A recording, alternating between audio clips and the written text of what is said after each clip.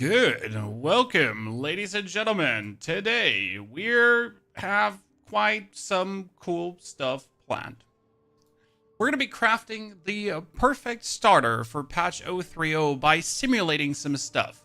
I got my Titan here so we can play a little bit around with Fissure. We're going to be looking at the Artillery Tactician and maybe at the Blood Mage together with Bone stuff. And first and foremost, we have to talk about which Ascendancy. Is it going to be the Titan, or are we rather going to mess with a Warbringer for the Fissure playstyle? And I'll need your input on that as well, because that's going to be quite something to consider. Is it now better to always break armor, or are we better off to get bonus slams? Because that's what I like a lot on the Titan. That we could be getting chance for slam skills. You use yourself to cause aftershocks, right? And then we also down have here again the chance for mace slam skills. Use yourself to cause aftershocks. And we get more chance to use to get aftershocks again. And we might get even more aftershock nodes, which is definitely something for the hulking form, right? Now, I prepared some stuff for Fissure, which is the good thing. So we have a whole Fissure build that actually works this season already. So we're going to look at what Volcanic Fissure does right now and what Volcanic Fissure will do in the future. I have my very old build here. As you can see, everything is a little bit clunkered and clustered. So we're going to be juggling a lot of skills around. We're going to be getting a lot of strength back because right now I have not a single skill point spent.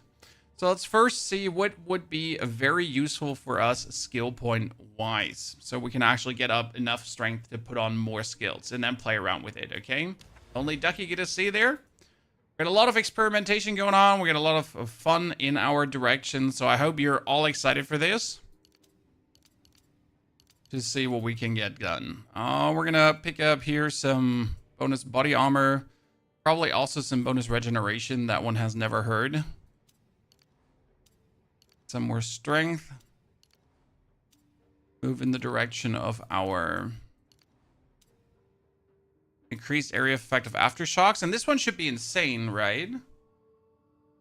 There's a new patch coming 29th on Friday. We got another 4 days, so we gotta put a lot of thought process into this. Chocolati. To already think about what we want to do. Hopefully we get also a bit more information about how the new passive tree works. By the way, when we're looking at, no, that was Forge Hammer. We need to look at Fissure. I think I made one of Volcanic Fissure. It says Fissure branches 2 times. Fissure durations is 12. Limit to 8 fissures.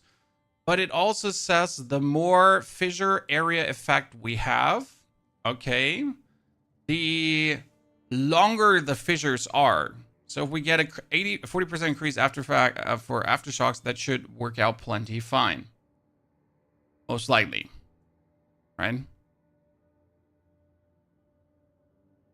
Is Path Building updated with the new nodes? No, Matthew. We don't have the new nodes yet. The new nodes are not known. And will probably not be known for quite a while. Interesting thing. We don't need a resolute techniques anymore. So that's a very good thing. We actually need to write that down. Let me pull out the notepad again. By the way, this one was added to the comments. By the way, this one was added to the comments of the last YouTube video with all the changes and everything for people that were looking for the document.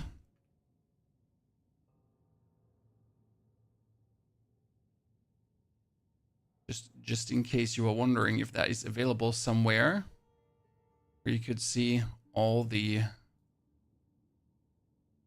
changes to the classes and everything in a more wrapped up manner. What we need to do is warrior stuff, starter stuff. Sorry. Starter stuff. It's 0 accuracy needed. Because I just rewatched a little bit of the video. And as Jonathan said, a warrior should get away with not having a single point of accuracy and still hit. Are you going to start with warrior? Maybe. I am heavily interested in playing around with the volcanic fissure stuff.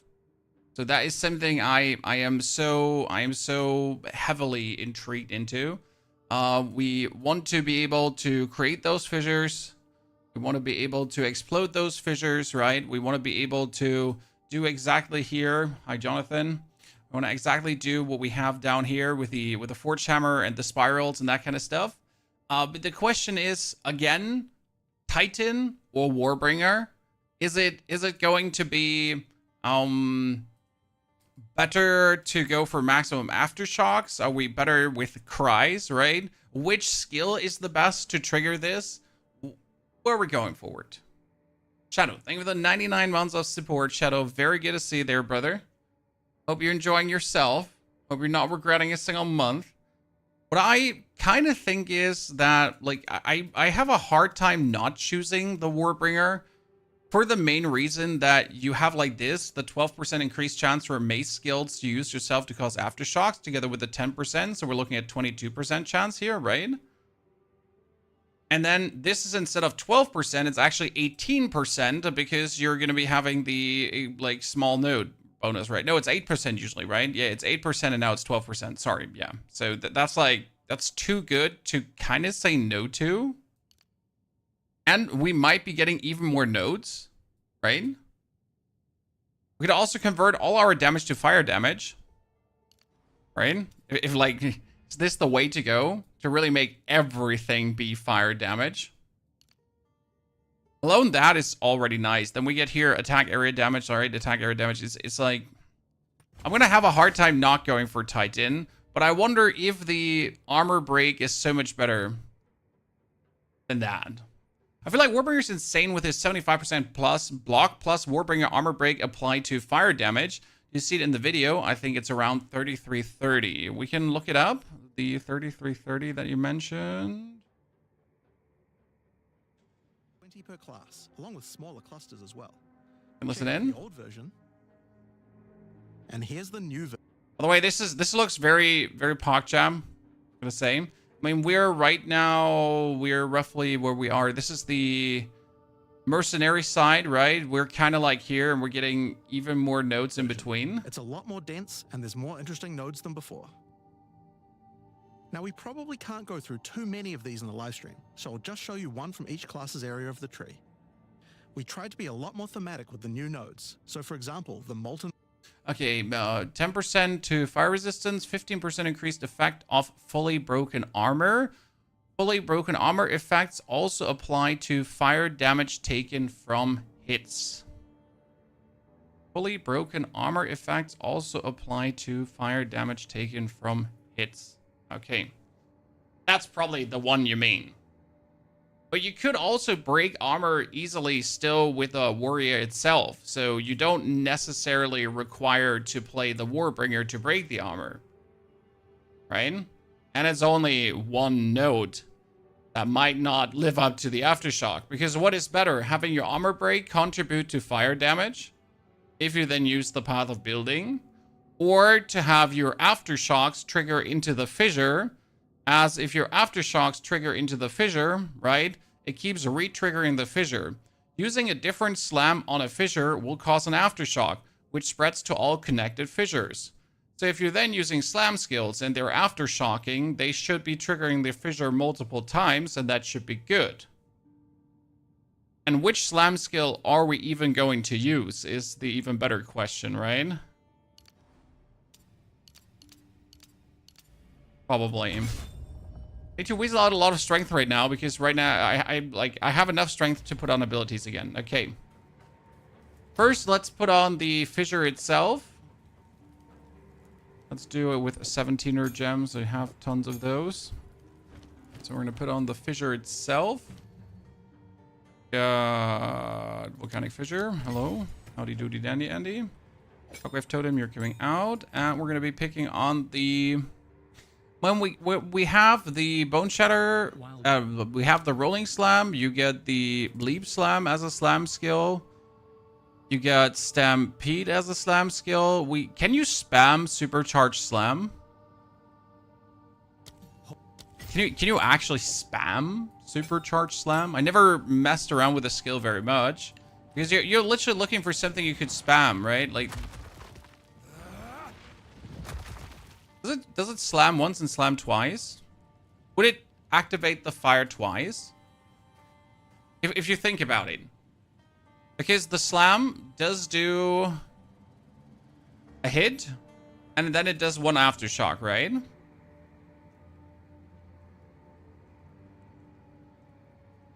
Heavy slam, release slam the ground, dealing damage as an impact, followed by an aftershock. So if I slam, and if I aftershock, should that activate the fire twice? And then the aftershock could aftershock, and my slam skill could aftershock too, right? But we're starting Warrior potentially. We're trying to figure out currently what we can do with the fissure, right? To then, like, make the fissure go boob. That's the basic plan. Do you know if they have done something to Perfect Strike in the patch? Yes, Perfect Strike is altered. I'm going to pull up the patch notes for these things always so we can talk about this. So Perfect Strike in this case now. Oh my goodness, I'm going to have to write Perfect Strike. Has its damage reduced by 300% on the max end. That's significant, sadly. But it has more range. Now, I think that this might balance out with general monster squishiness changes, because monster life was changed as well. And the passive nodes. So we can't really say, right? If that will balance out or not. What I wanted to know was, how is the ability called again? We're looking at Supercharged Slam. Didn't Supercharged... Yeah, here, Supercharged Slam is now 245 at all gem levels, so it does more damage and has 40% more damage with hits for each stage. Previously 60. Quality now improves +1 to maximum stages. No, that's not too useful for what we're doing, apart from that it actually does more damage per se with a first stage already. It's not too bad. Again, we're kind of trying to figure out which skill would be the best to pump into the fissure, and also what do we want for fissures. Can we already get more fissures? I think we can, right? Let me just double check if I go for support gems. Yeah, you can actually get more fissures already. I need some support gems here. Wow, I barely have any support gems left. That's kind of sad. I have to... Oh, I have one upheaval. That's good. So with upheaval, supported skills create 2 additional fissures. Supported skill have 20% less attack damage, and supported skills deal 40% less damage. I mean, you obviously don't want to... Oh, do I have upheaval somewhere already? I don't. Where do I have upheaval already? There's already... Where? Oh, like, this was the thunder thingy. Yeah. We have volcanic fissure, and you could technically... I mean, there are going to be 3 fissures already, so you could technically make 5 fissures if you wanted to. The thing is, you can only have a maximum of 8 fissures, right? The only thing I dislike is the attack speed down. Is this the Rage Gaming guy? No, I'm called Pony Officer. Rage Gaming guys are other guys. Chaos Witch got a ton of new tools. Chaos Witch is really nice scribblet. I just don't like Chaos Witch. You know, I just don't like it.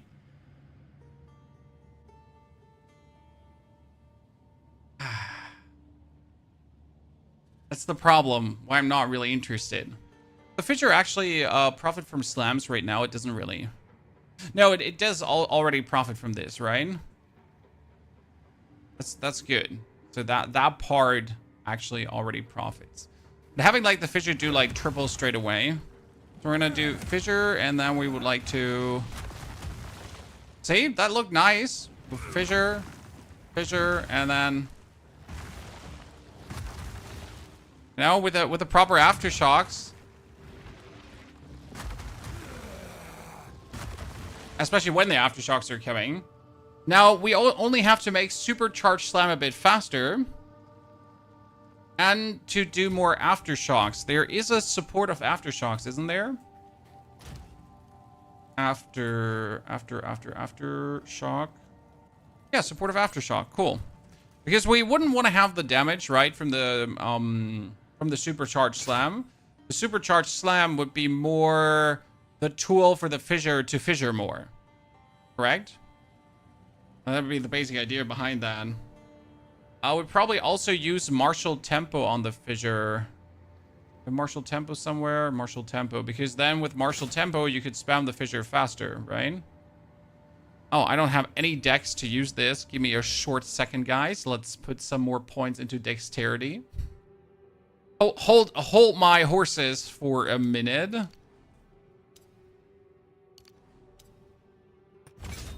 This is all a bit haphazardly allocated. We're just here to test out some things. There's another Aftershock support gem, and there might be new Aftershock support gems coming too, right? Down the line. So we gotta try out with what we have. Obviously, this is all like just playing around, seeing what you could do, right? And then there's a weird delay here currently. So I do this, right? I do this, and then like before he Aftershocks, he like weirdly delays. Oh, but this does already sound very fancy. Yeah, there was the other Aftershock gem. I'm fully with you on that one. Wasn't it like you can create one Aftershock and then you can create another Aftershock and then you can create another Aftershock and then you can create another Aftershock, right? Let me see. What we got tier 3 support. There Aftershock. Yeah, see, we got Impact Shockwave, Aftershock, we have that on. Then we have Reverberate, which says supported skill have increased chance to cause Aftershocks for every quarter second of attack time. Huh. Isn't that actually quite cute? Because the actual skill is not the fastest. Right? That makes Supercharged Slam a decent candidate for this. It like Reverberate. So because the attack time is like what it says for every... Does it not say like the chance for Aftershocks on here?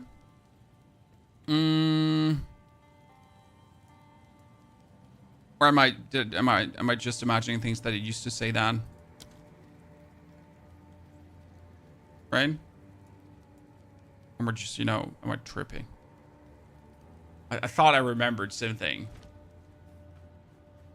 Where's the screen so narrow? Because you're on the vertical stream, which says vertical in front of the name. You should go into the horizontal stream, which doesn't even say horizontal before it because it's just horizontal. Yeah, look at that, Chad. Fire! More fire! Now we like, the whole thing would just need to happen a bit faster. Looks like they updated the patch notes with some new material. Raw, where did they do that? And please tell me what I missed. I just saw that we're getting patch notes now. We're getting drops in case you missed it, ladies and gentlemen. So there is there's the free weekend coming, and you can earn this in case you missed it. So you get to the Clearfield encampment, you get the Exile's Hood, kill the Rotten Druid, and you receive the Exile's Staff, and kill Count Geonor, and you receive the Exile's Cloak. That's pretty good. Udi, bottom of the page. I'm coming.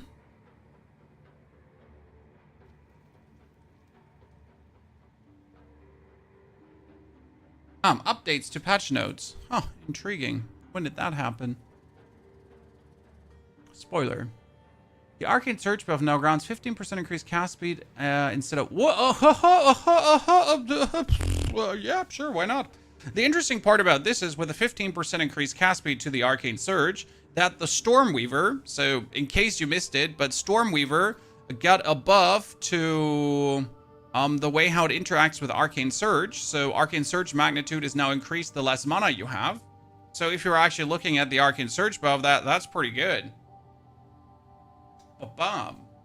It's a nerf? Should it be a nerf? But it was 10%, wasn't it? Or was it 20%? No, it was 20%. Was it 20%? No, it was 10.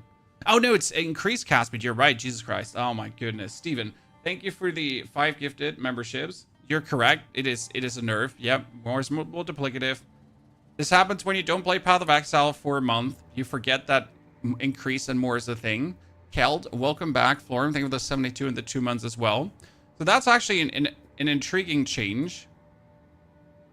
Because it's, as you say, significant. 10 multiplier instead of 15 additive. Now, multiplier is good, but additive could in the case be better if you're not stacking much cast speed. right? I mean, increase is also good. If the 10% only gives you 10% more cast speed because you don't have a lot of cast speed, right? Then the additive in this case is better than the multiplier until there's a certain point reached, you know, where the multiplier is better than the additive bonus. So not necessarily the worst. We have skill changes. Armor piercing round. Quality now provides more break of armor. Bloodhunt explosion now causes life loss rather than unscalable damage. Dark effigy provides meters. Combat frenzy. Quality now provides chance to gain a charge to gain additional charge. That's a nerf. Poor combat frenzy. They're really wow. Like they're hurting a lot of things. Falling thunder now provides more damage per power charge consumed. To not remove charge unused. That's hurtful too. People have been whining about Flicker Strike already. It provides more damage per power charge consumed instead of chance to not remove charges. That's also really hurtful for Flicker Strike. Really hurtful. Freezing Salvo provides more freeze buildup. Delay between missiles accumulation is shorter. That's fine. And improves duration of circular gems instead of supported curses have increased magnitude. That's kind of ruins the reason why you ever played for it. You know, the Hand of Sheila was played to, like, apply some curses and then have it more have magnitude. Curse-based effect of the aura. That's more magnitude over my presence. Quality now provides... Wait, why, like, sorry? What am I missing? Why do we have the same thing twice in there?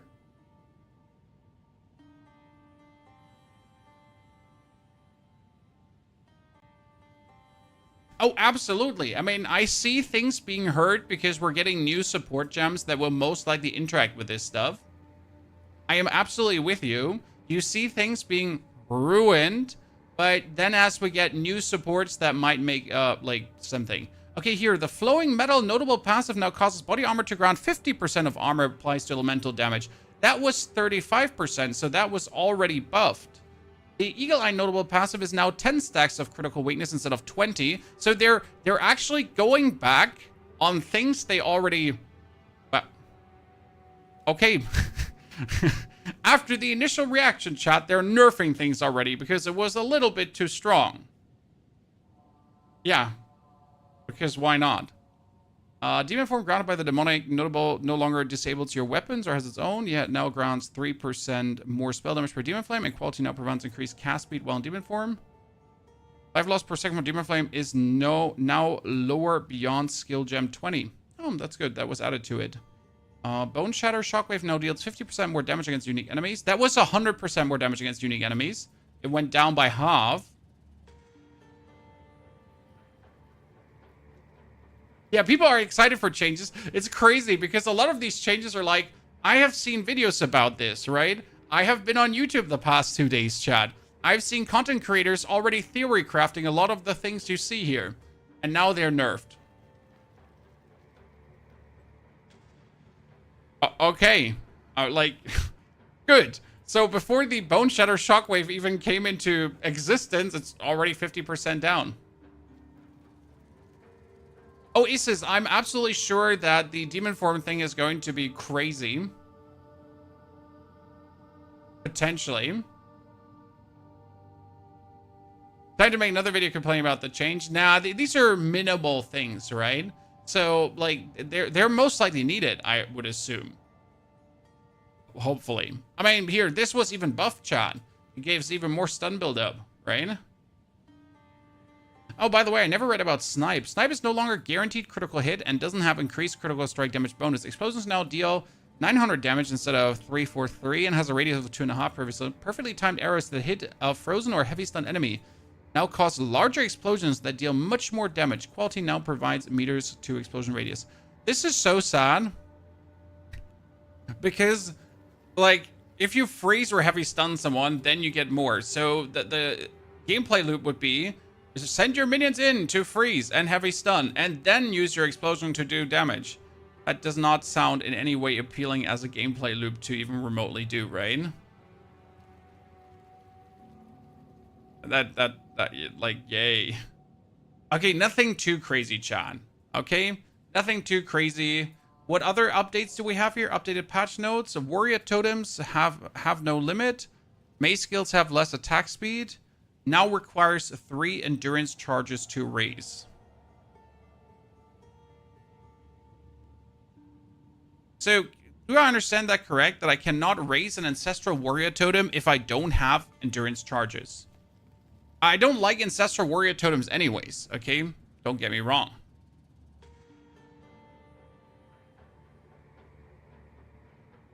Well, so nothing too crazy altered, but thanks for making me aware of that there was another adaptation to what's happening.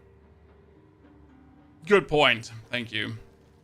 How's Monk looking with quarterstaff? Monk can still be played. The problem is they made freeze harder to be applied, and if you apply freeze and your freeze is too low, then your freeze is actually not being applied, it's being ignored completely. So you already need to go for more freeze buildup to actually apply freeze, and the bell got also nerfed.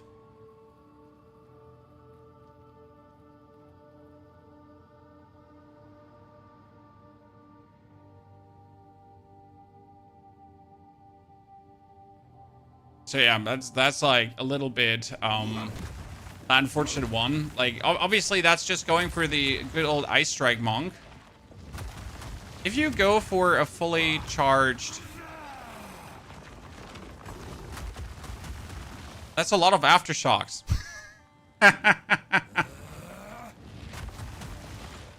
Now I like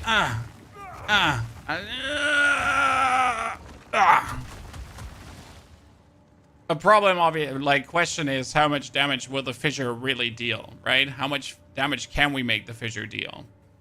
Is your leveling bit with Stomping Ground still good? No, Stomping Ground is out of the question. The only way for you to use Stomping Ground is together with Shield Charge. Otherwise, you are not able to use Stomping Ground anymore, okay?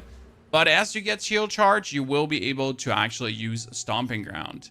Now, again, I would not consider Stomping Ground to be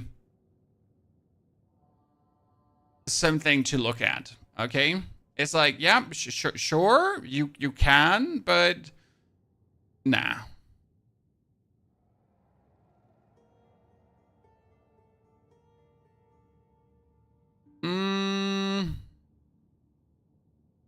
I need Jeweler Orbs. Do I have Jeweler Orbs? I need to order this. I need to order this mess here. At least I have lesser Jeweler Orbs. Come with me, lesser Jeweler Orbs. I can't test too much out with a fissure already, but I can test at least something out, right? To feel how this does. We get the Supercharged Slam, which is Reverberate and Aftershock. Obviously, the Supercharged Slam can get probably Immolate. It could get the Fist of War, technically. Because we're not going to use the whole time, right? We gotta bring up our fissures.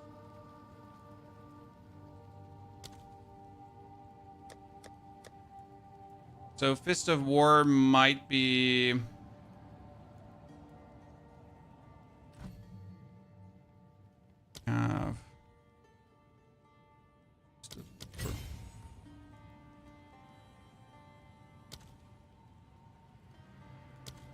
I wanted to show me all your Fist of War.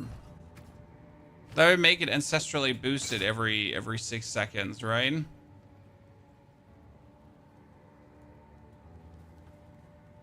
doesn't say an additional, you target 2 additional enemies.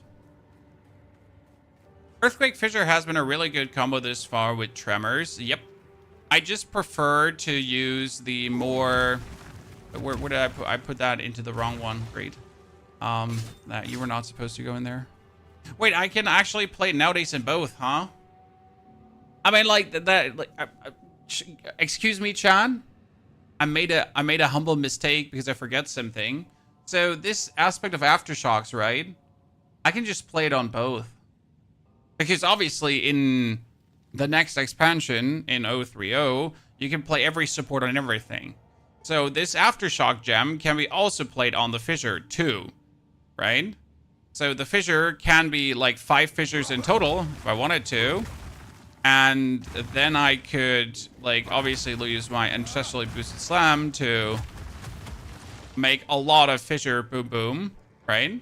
But we can actually use this aspect of Aftershock, and as much as I need it here, I can also play it on the Volcanic Fissure, so the Volcanic Fissure just gets even more Aftershocks too. Which is actually kind of interesting.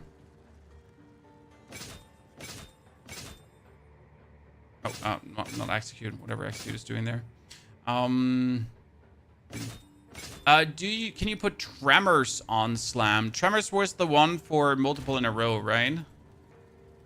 Tremors. You mean the not super critical? Give me that one. Talking about. Oh, not so. Did I just take a skill gem? Yep, I just took a skill gem.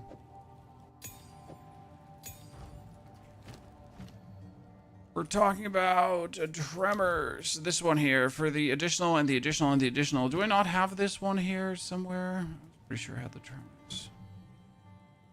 So you get like more and more Aftershocks. I mean, I guess you could probably play that too.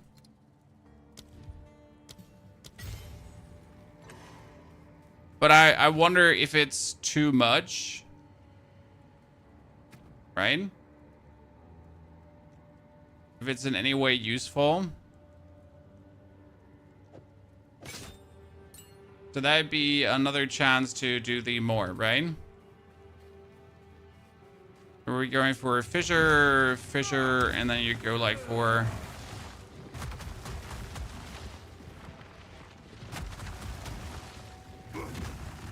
Fissure. And this is obviously not taking into consideration the Forge Hammer, right? So we still have the Forge Hammer going on. And at this point, you would have to like have your shield activated. I need 70 dex. Wow, I have 25 dex.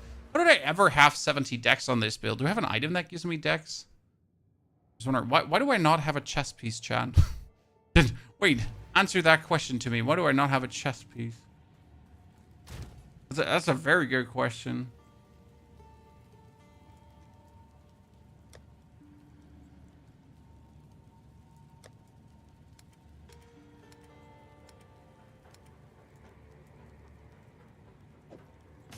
Tony equips random chest piece, or at least has something.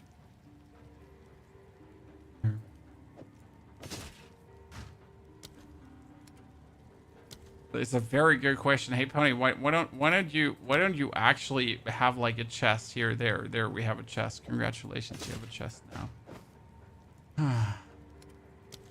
me just running around without anything. ignore me, Chan. It's probably because I made this for a screenshot, right, where I didn't have a chest. I mean, it's also like I have like random rings on, so I might as well put just another ring on, I guess.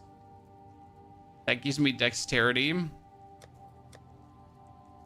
Can you give me dexterity of any level? Thank you very much. Can you give me dexterity on any level? Thank you very much. No, I have enough dex to wield that shield. Why?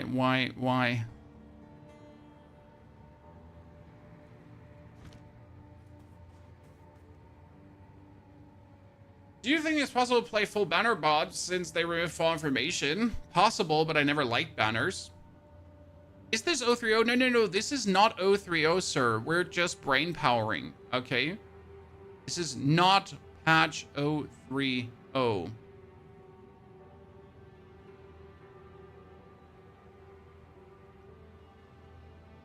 I wanted to test level a monk, but once I get to the cemetery, I figured out the multiple support gems and multiple skill gems will change the game a lot. Well, technically yes, but practically no, at least not for leveling, because you don't have that much to level, right? I mean, how many support gems do you usually have in Act 1 as you reach the cemetery? And that is, you have like 4 support gems, right? And mostly for the warrior, you're going to be taking martial tempo together with rage or whatsoever. The very good thing is that warrior gets one big change, and that is it will not need a single point of accuracy. That's something that was said by Jonathan really nicely here in the patch, that warrior will really get away with actually hitting things by not using chance to hit, right? You should be able to always hit, and that's good.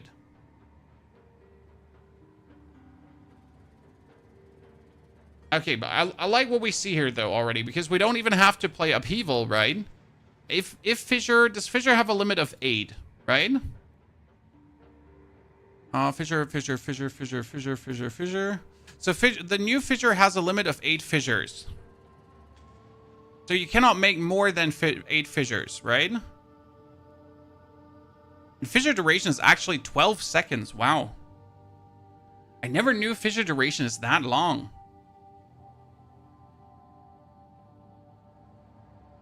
It's quite nice. Because that gives you like 12 seconds to actually hammer into the fissure, right? So you can like do this. And you have like 12 seconds to actually just keep empowering your fissure over and over again, right? While you also have the Forge Hammer. It's ridiculous to hit a melee range. No, what was ridiculous? That Warrior had to play Resolute Technique, right? You were literally forced, hey, you play Resolute Technique or you're screwed.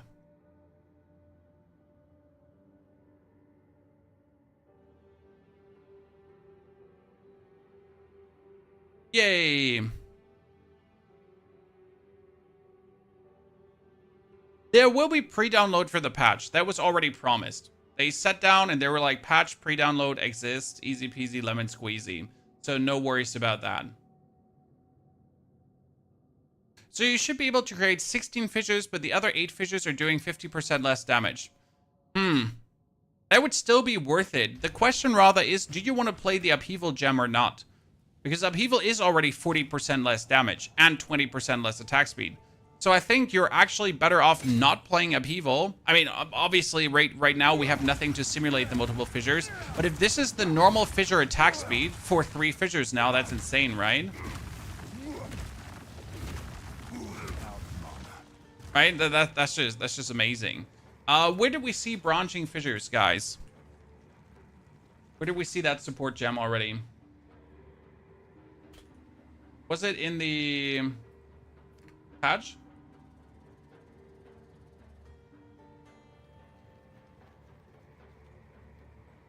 Was it in the video? It's a normal buff of the patch. Okay. I mean, like yes, the fissure does have here. Fissure branches 2 times here. If that's what you mean. Yeah, so you definitely don't want to have Upheaval. Upheaval is like just here for us right now to simulate a bit, right? I mean, right now I would do barely any damage. Well, what is it like? What happens if I go into a tier 1 map? What happens if we waltz into a tier 1 map? Just out of mere interest. Hello, Mr. Tier 1 map. Nice to meet you.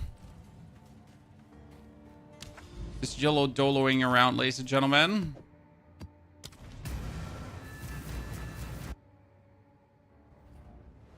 I'm excited for this patch. I mean, we're all, I think, excited for this patch, right?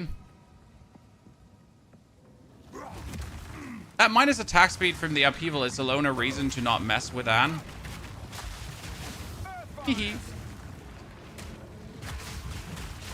I would totally play this. Yeah. I mean, obviously, I gotta put some more of my skill points into things as I haven't gotten, like, right there, right? This with, like, faster attack speed, I think is going to make, like, a whole lot of fun. And we're like, don't forget the Forge Hammer, because obviously we would throw in a Forge Hammer too. I could totally do this.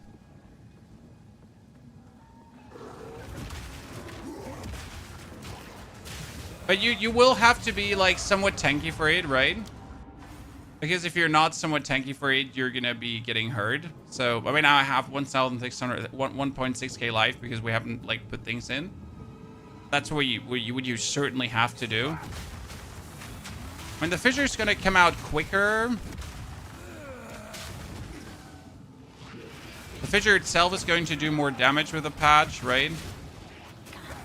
Are you still gonna use Bone Shatter? It seems like silly to not use Bone Shatter still. Because you're gonna do this, right? It's gonna hurt everyone. You're gonna stun, and then you're just gonna Bone Shatter anyways. I wonder how well it's going to work against bosses.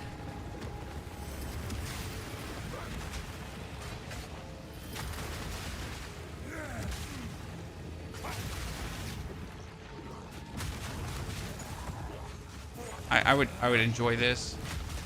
Especially with the duration of the fissures. Wow, that was a lot of aftershocks. That's a lot of aftershocks.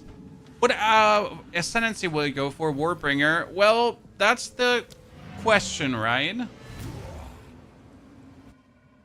That's the big question. What will be better? Warbringer or the Titan? Titan has the small passive skills. We have 25% for slam skills to cause aftershocks. Then you have 10%, you have 12% because of the 50% more. And all the aftershocks, plus every node that gives you more area will make the fissures longer. Because every point of area, like everything that makes the area effect bigger, increases the length of the fissures. So if we get a lot of area nodes, like here, increased area of effect, right? Sorry. Oh, Jesus. I'm good. If you increase all the area of effect, then we're essentially going to have just the fissure go for like screen-wide fissures, maybe? Could that be a thing?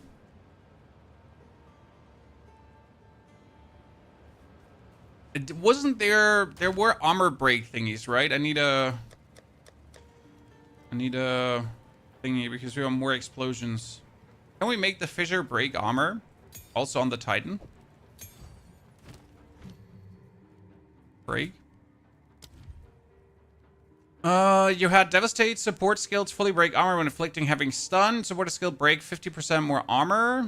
You have support skill triggering explosion when they fully break armor, but I don't need that. I would just need a break armor equal to 15% physical damage dealt by support skill, but fissure doesn't deal physical damage, so that doesn't work. So I can't really make it much break armor, right? Didn't they nerf area of effect by lowering it by 25%? Well, there's so much to actually increase area of effect that it doesn't matter if they nerf anything. 4R, you can do so much more. Fissure does deal physical damage. Not enough, though. And if we play Fissure, we would probably play this node, right? I'm not sure if this node is 100% worth it, but... I mean, maybe... Should we just ignore and just only do fire damage? Is this more damage? Is this not more damage? Is this going to make Fissure stronger or weaker?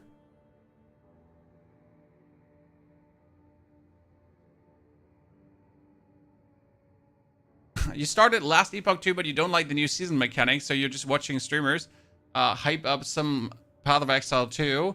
Honestly, I enjoy the theory crafting. This is where I get my biggest kick out of, right?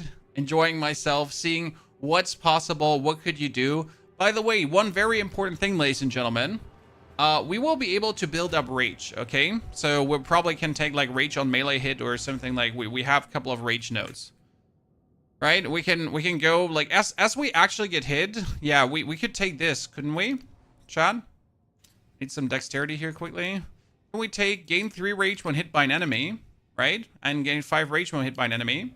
Because the thing is, the way we're standing, right? The way we're standing, we will probably get hit by enemies always.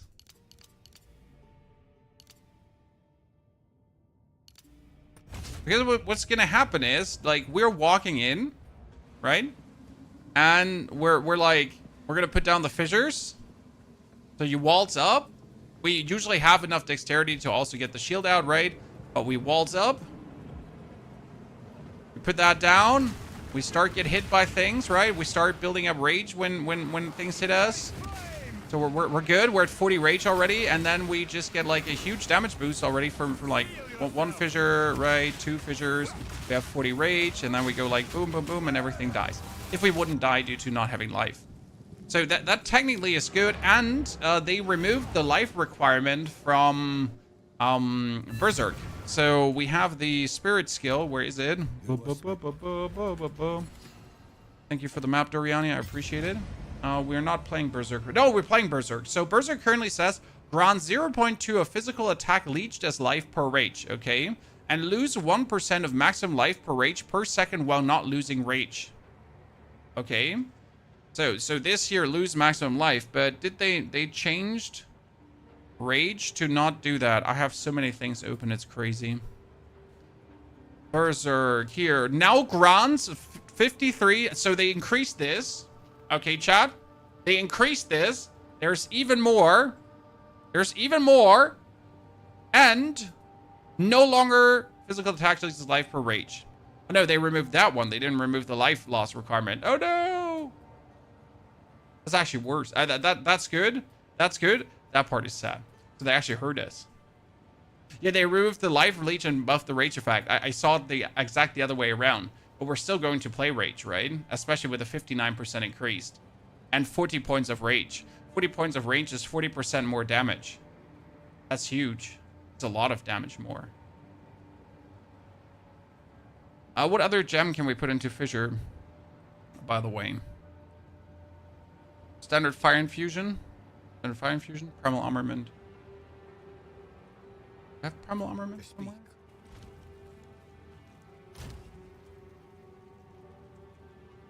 Primal? Very much. It's gonna be intriguing to put multiple support skills in. Do you already have like a thought for many different builds where multiple support skills will come in extremely handy? Because that's like for my mercenary alone there, I'm just like chock full of like, oh, this is going to be crazy to put all these together, right?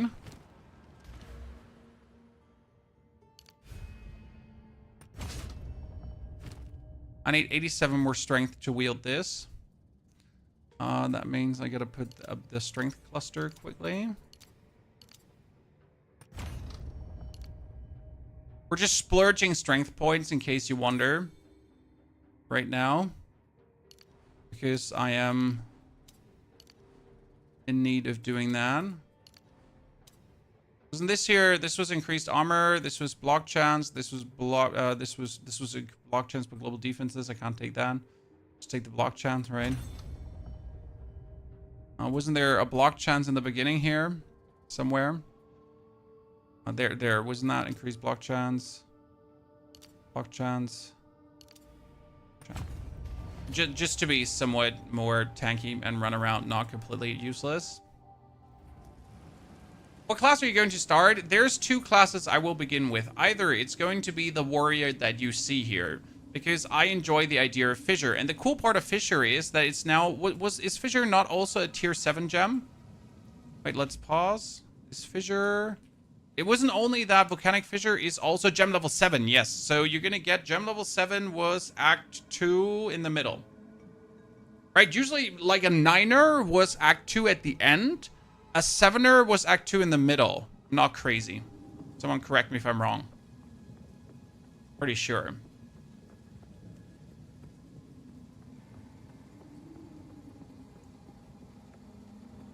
So I'm really looking forward to that.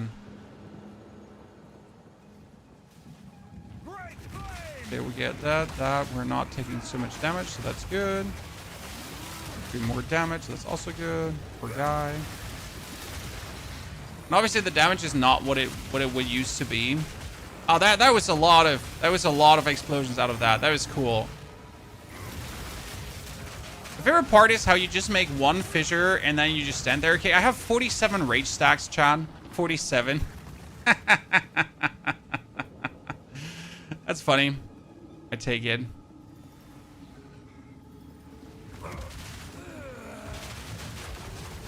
Yeah, that's good. That's going to be great.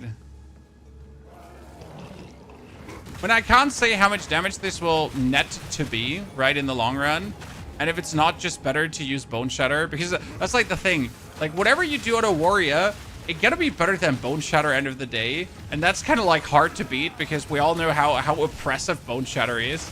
Right, like you do all of this to kind of like put together like a very cool build, and then end of the day it ends up like, so why don't you just use Bone Shatter? And the answer is yeah, like you're right. I mean, just using Bone Shatter would actually be vastly better. What's the second thought on the starter except this one? The second starter except this one. Let's teleport this one back here quickly.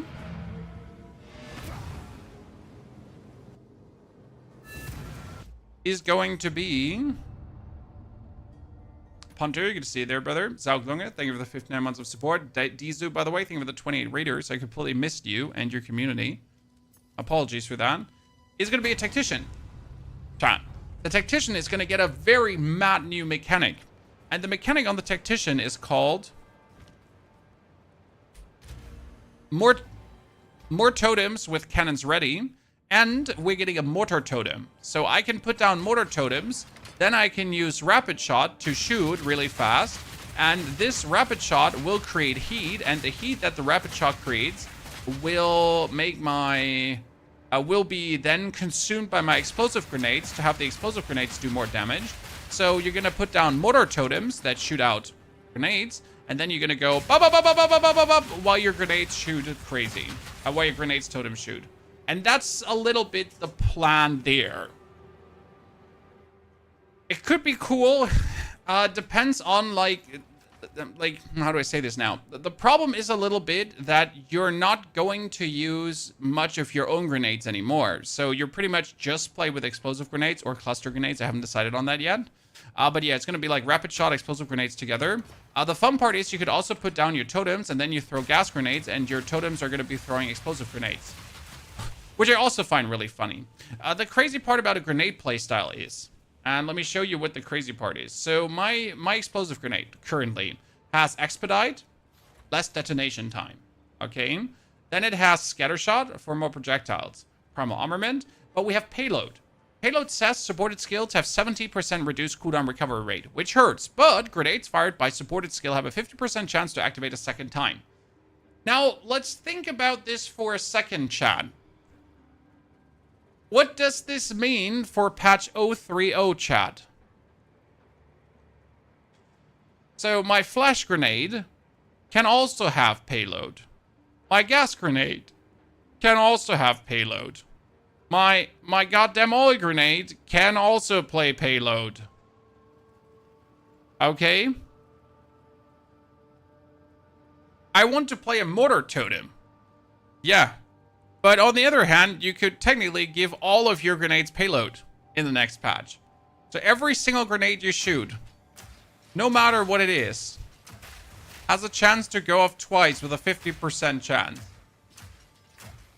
And sure, they would have 70% less cooldown recovery time. But we're also getting more passive nodes, and you can take quite some cooldown recovery time from the passive nodes anyways, right? As you should do, by the way. Yeah. Right? So that should certainly play out well. The good thing is that the grenades don't reduce your frames that much anymore. I've been playing with FSR lately, and it helps you from completely like having your performance down when you're going a bit overboard with your explosions. And gas or oil with this could be detonated 2 times. Yes, Bobo, you're absolutely correct. If you threw the gas grenade, it exploded once, and then you exploded. But then they have a 50% chance to explode another time, so that means gas, explosion, and then your gas explodes once, your explosion explodes once, and then your gas explodes another time, so you have your gas, boom, boom, boom, boom, boom, boom. It's going to be way more explosions. Have they increased the loading time for bolts? They have not only decreased the loading time for bolts, they have actually removed the movement speed penalty. So when you're shooting your bow, okay, and when you then have to reload, which currently has an insane movement speed penalty, right? That movement speed penalty doesn't exist anymore, which means you can reload your bow while you're smoothly zooting around. Can mortar turret be incorporated into the idea with a payload, Gonzo? You could just play a mortar totem in this build instead of the artillery ballista. Okay? So right now I play the artillery ballista, right? Because the artillery ballista is nice, and the grenades are just adding absolute bonus DPS. Because in the build that we're currently having here, I have like points into the totems put with a weapon swap, right? My weapon 1 is totem weapon. And then I swap back and I actually use weapon 2, like the other weapon, which is my crossbow for throwing grenades. Initial testing says shockwave totem while you spam fissures and maintain earthquake is pretty good. You could certainly do that, but I just don't want to do earthquake totems. So I do believe there will be multiple ways how to play the Fissure Titan, right? As you say, with totems or not with totems. Obviously, you could go for the playstyle where we have shockwave totems. Here you go. And then you're going to do totem, fissure, right? And have the totems trigger your fissures as well. The question rather is, since totems now have your damage from your weapon, and you have a heavy damaging weapon, how much less damage, like how much damage would you get from a totem by just summoning it without doing much, right? Like, okay, like think with me, chat, what I'm saying here right now. The words come out of my mouth to make sense, right? So currently your totem has a base physical damage from 63 to 94. But after the patch, the shockwave totem says shockwave totem, ancestral totem, artillery, blah blah blah, now equipped, use your equipped weapons. They no longer have their own flat damage, base critical hit chance, or base attack time. Which means that with my two-handed weapon, right, they have an attack per second of 1057 together with a 94, instead of 94 base physical damage, they would then do 275 base physical damage. Which is kind of cool, I guess. And, interestingly enough, okay, you could play martial tempo on them, too, right?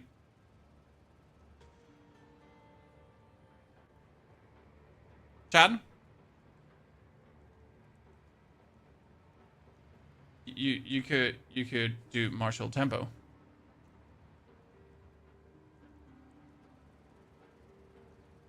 Because you can play martial tempo on your fissure and on your totem. So that brings us back to the question, as you said, might it be good to just use the shockwave to have the fissures pull bonus? Because yeah, we have the fissures and we want the fissures to aftershock, so as you say, would be one, like even if you only do one totem and on multiple totems, useful, or do we have to play weapon sets? Because that's where the question then comes in. So do I now have to think about playing weapon set 2 and putting in the other hammer into weapon set 2? And then we're going to be like, oh yeah, okay, so weapon set 2 is obviously going to be here. I'm going to spend the point, wait. I'm going to have my points anyways. So we're going to go for more area. Here, the strength, and then we're going to get our bonus skill speed. Ta-da, very beautiful. We're going to get more strength, and we're going to get more strength. Woohoo, we love it.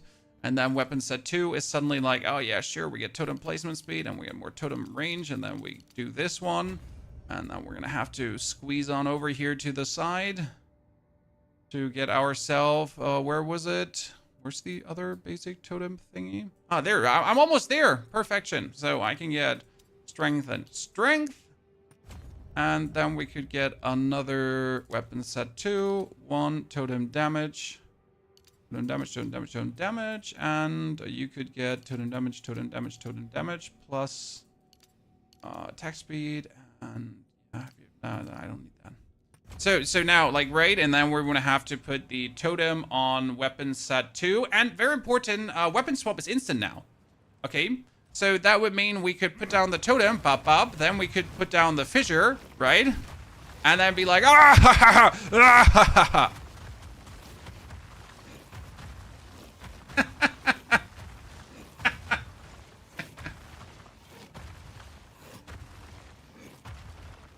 I mean, like, yeah, you could. I'm not against it. I like the placement speed. I mean, look at this right now. Look at the placement speed, like, bam, bam. Like, what is that? Like, they're just being pulled out of my butt, like, pop. And that's not even the fastest placement speed. So you could also consider now you can put martial tempo on the totems, right? And there is, was it like, it was a tier 1 gem, was a tier 2 gem? We don't have that many more support, so I gotta be careful. Not to use up all my support gems. Chat, I need someone to come and trade me a bunch of support gems. I barely have any. What was it? We have for the shockwave totem. Was it urgency? Here, you could place them even faster if you wanted to. Sadly, you can't do jagged ground anymore, so that doesn't work. Right? I mean, currently, if you don't want to bother about them too long, shockwave totem has a base duration of 12 seconds. You could probably just slam a persistence on it. Oh, I love persistence, chat. There's so many builds that actually profit from persistence, right? And you can now use multiple persistence gems too. So you just have like these totems come out like totems, faster, and then fire. Totems, fire.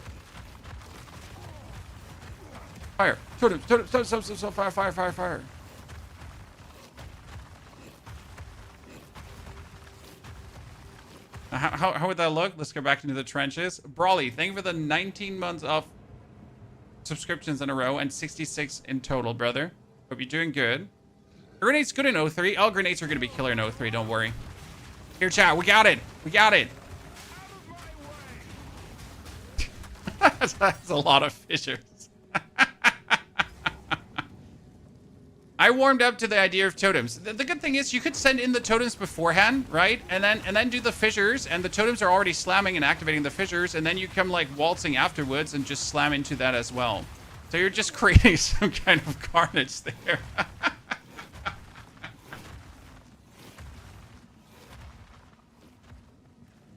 Beautiful.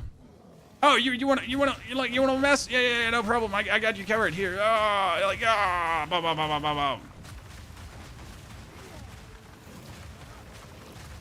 And he's just getting bullied.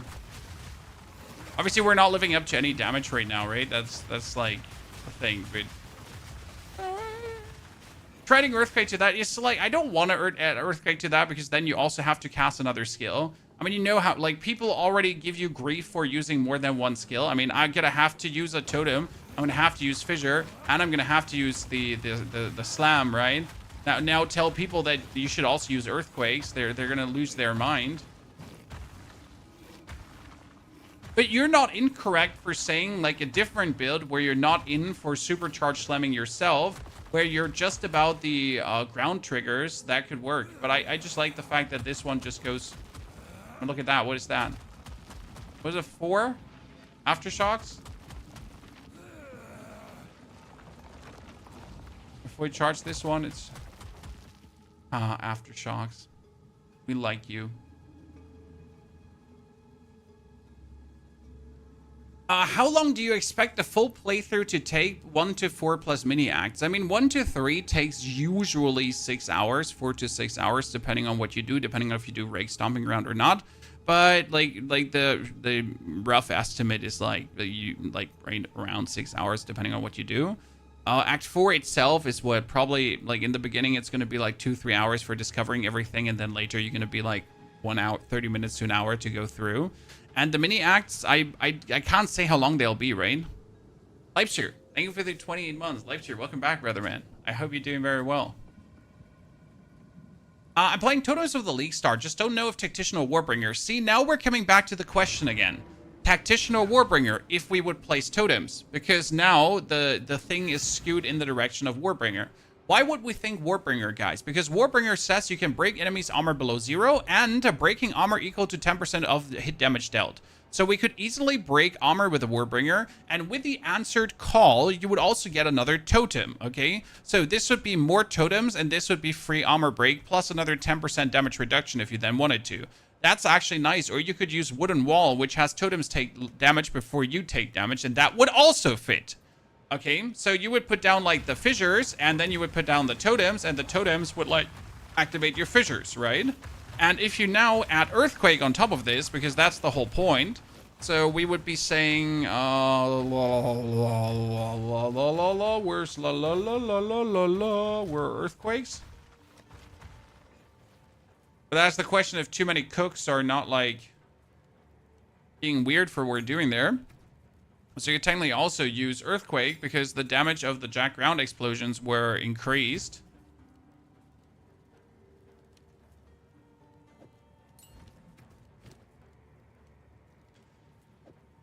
Can Earthquake not make more Jack Ground, right?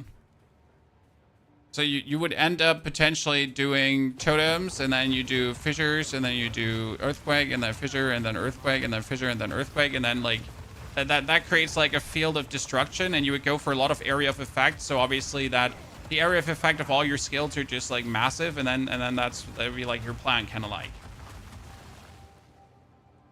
right?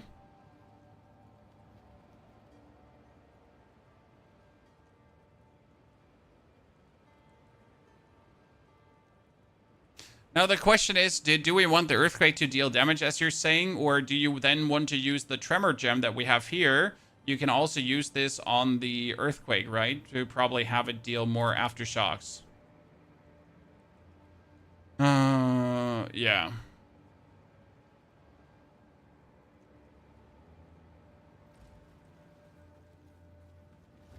But that would be like a potential thingy to do, right? Because it will work. It wouldn't not work. And then worst case, like lastly, you can also put that skill on top. I mean, what we would have to do for this build is you probably have to say skills have no mana cost and skill cost is converted to life cost, and or we have to reduce like our skill cost right by something and just convert it partially over. Because you couldn't like completely take that skill cost from your mana. You just don't have the mana to do that. So you would have to actually put skill cost over to mana cost, that we could like do all of this without like killing ourselves, and then just have enough like regen, and then you could actually like spam all of this, right? You could keep this up, and you could keep this up, and then you could keep this up. The interesting part is that as soon as you cast the totems, they have a 16-second time. So we have the persistent buff on totems, right? Persistence on the shockwave totem. That would give them 40% more. So roughly 16 seconds, right? Actually 17 seconds. So you put them up, 17 seconds, boom. Then you put the fissure up, and the fissure is also up for 12 seconds. So you don't have to care for this. That means you have now 12 seconds to make earthquakes and to supercharge slam into that, right?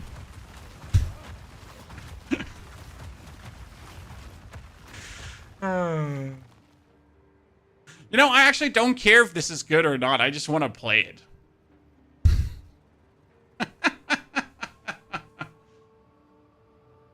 I personally don't care, right? If this is going to be good. Can you play what was the thing called again? There was this area of effect thingy. I mean, we have magnified effect, right? For bigger area of effect. So you have magnified, right?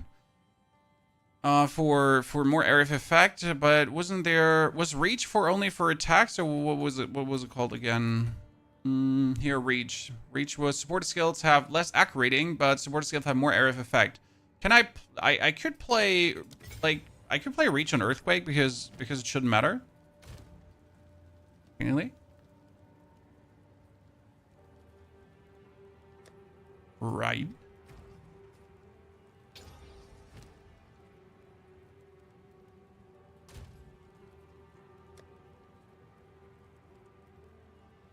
Because the jagged ground should always hit. It's jagged ground. It's like a ground effect. So what we can do is you can make like very, very big patches of earthquakes. You know, that size. I just like the size of it.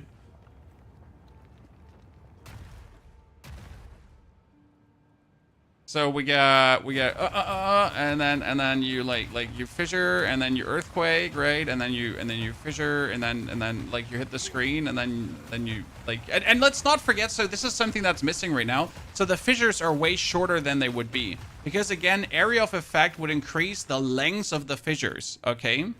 Which means that we can obviously take even more area things into the equation right now. So we get here, what is that? Strength node. Actually, let's here, strength node, and then you go for play the point. Do we not have more points? Did I spend all my points? I spent all my points. So we could have more area of effect here right now. Technically, you have more area of effect over here if you then want to. So there is more area stuff here, if I'm not mistaken. And then there's the new nodes too, right? These are all the old nodes taken there. There's new nodes coming as well. Sprint should be legit. Sprint should be very good. Can you max the AOE nodes for the fissure? I want to see it. Oh, like it doesn't do anything, Macabear. So the lengths of the fissure doesn't do anything right now. This is it. I'm sorry to disappoint you. That's it right now. No, it's not. There's not more coming. So that the a bonus is happening. That's for after the patch. Here, fissure. Here, creates branches. 2 more branches. The length of the fissure is now affected by area modifiers, and that's crazy. Right?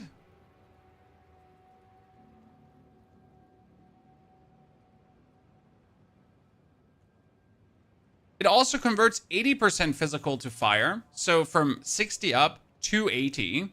That's huge. The only thing is that aftershocks cannot trigger more once every 0.2 seconds, right? So that raises the question if aftershocks cannot appear more than every 2 seconds. Like with this, when I do the fissures and the totems, you already have the aftershocks maxed out. Right? That's it. There's not much. There's not much more to do. Like, I wouldn't even have to supercharge slam in because it wouldn't do anything.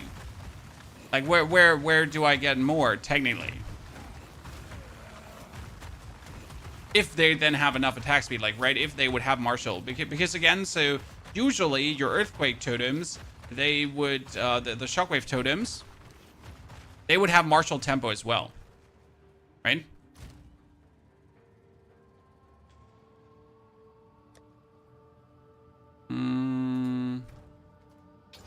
The shockwave totem would have the martial tempo that the fissure has as well, which means you're gonna put these baddies down, and then we're gonna put the fissure down, and then you're gonna have like them attack even faster. That looks pretty bad.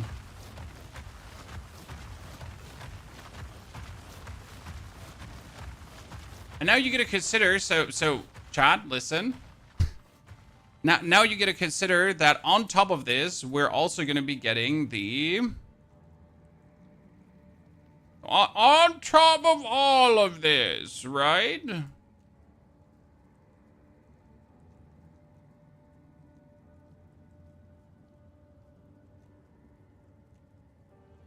We're also getting this. The hammer. The hammer spiral explosion. That then, if I put 3 totems in here, should just go vop, vop, vop, vop, vop, vop, vop, vop.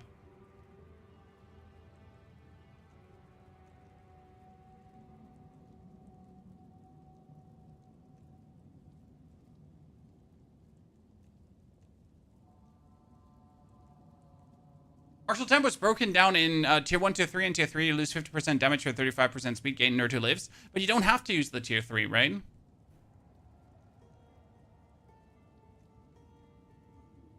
So that would mean we're probably not use the supercharged slam, right? It would turn into a totem fissure. It would turn into a totem fissure build, kinda. And then earthquakes wouldn't be far off. So like step one of this build would be you walk up to the opponent, you throw in the Forge Hammer, right? So this is how you engage. You throw in Forge Hammer. You walk up to the Forge Hammer, you yell, or you put in the totems. So you throw hammer, you put in totems, you walk up, yell, then you put down the fissures on top, and if anything survives, you actually just earthquake another time, right? I guess that would be the gameplay. Hammer, totems, yell, fissure, earthquake. Actually pretty simple. If the hammer doesn't already kill things, right? So boom, hammer, then you would instantly put the totems to have this go. Yell, hammer explodes. Yeah. So many skills to use? Well, I mean, is it really so many skills to use? You use your hammer. So this would be your hammer. You throw it in. Then you press this button 2 times. You walk in. You yell. You spam the fissures. And you do the earthquakes. It's not like that you have to use all these skills at the same time. Right? That's the whole point. Like, you don't have to go like a sorceress.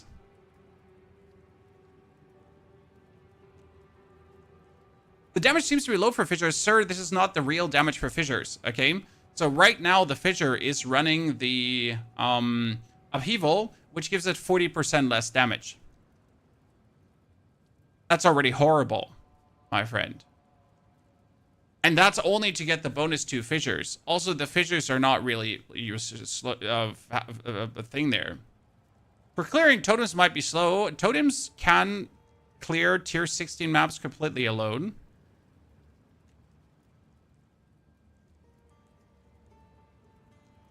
right?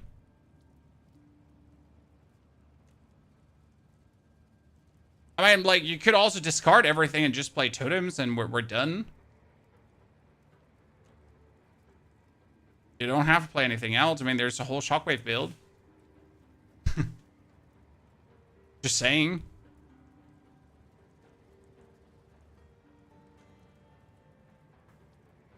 Infernal Cry seems to drastically amp fissure damage. Yes, what did Infernal Cry do again exactly? And how would we gain endurance charges, right? I know Infernal Cry makes next attack more boomfy boomfy. Where were we stuck? Infernal... I have an Infernal Cry here. If again, right now it was next melee attack you perform plus an additional attack per endurance charge consumed. Gains fire damage per power on enemy's range. Radius is 4 meters. Destabilize enemies for 8 seconds. So we would have to do Infernal Cry into Fissure to have a more powerful Fissure.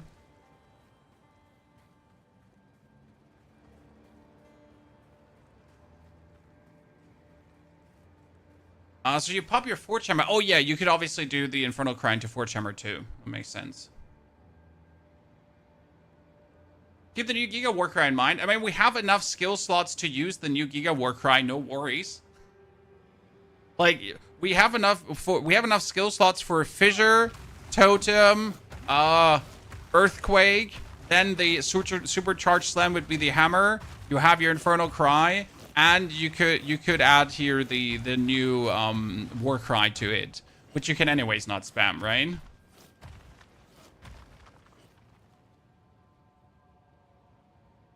What impact will sprint have on the game? Well, in order to sprint, you need to roll, then hold down the button, okay?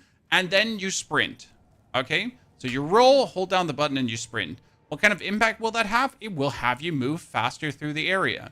I mean, let's be fair. If I now go into a map, I couldn't obviously sprint much, right? In this area right now, I could sprint until I meet a monster. Then I need to stop sprinting, correct? Then I can sprint again after killing it until I meet the next pack of monsters to then get out of the sprint.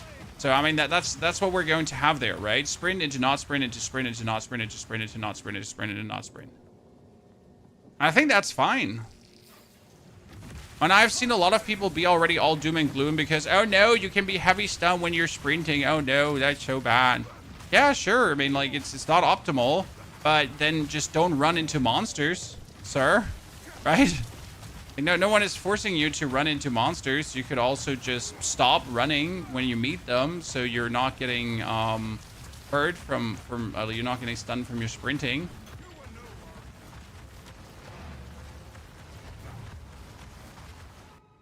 Put a jacked ground on Fissure. Could that work? Support skill have a chance to create jacked ground. That should technically work.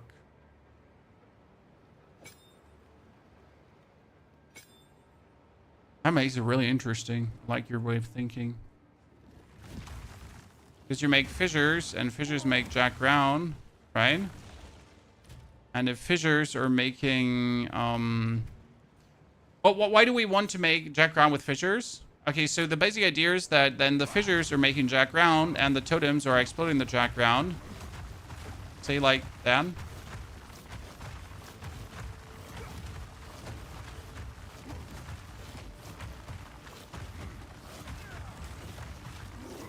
So you get double damage, you would get jack ground damage, and you would get fissure damage.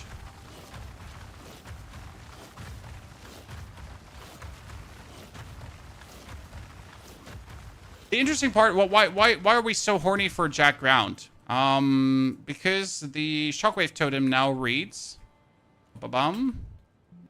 So that's why we're horny for jack ground.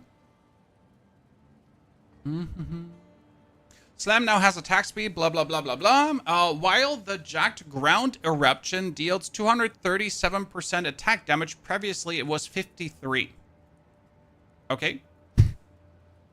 When if you're going on the totem, right? Like you have your shockwave totem, and it says a totem, slam, shockwave radius, and then jacked ground eruption. So that's nothing, right?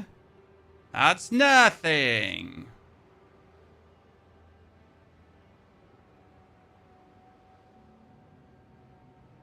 Now the thing is, if we play it this way, Chad, if we play it this way, forget about Titan. Right?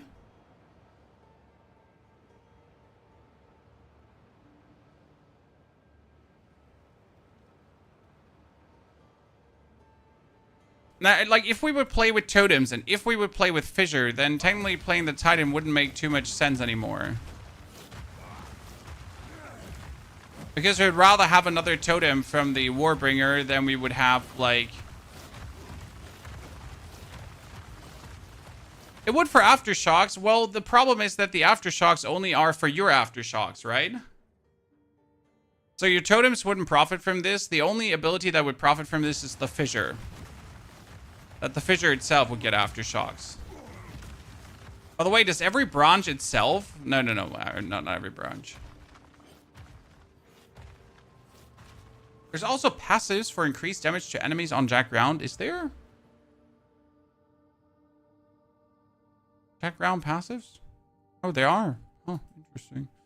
Enemies in Jack Ground take increased damage. Increased magnitude of Jack Ground you create. Increased Jack Ground duration. It's not even bad to have that just go on longer, right?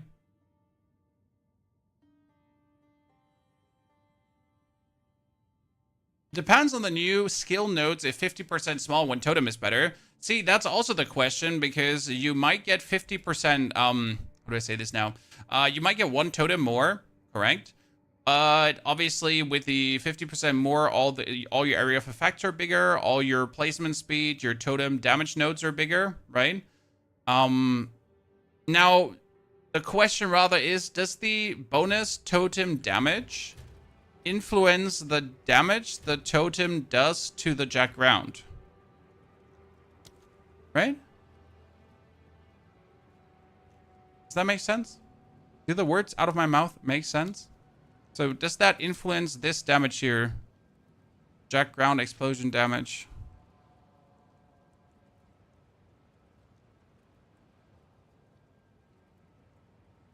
So my totems do more damage. That should scale that too. Then I would say still Titan is better. Take a point out and we'll see.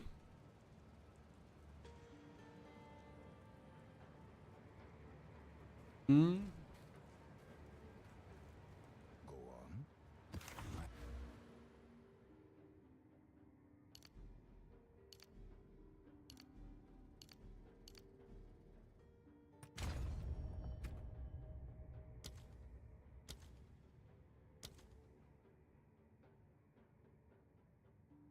Does influence it.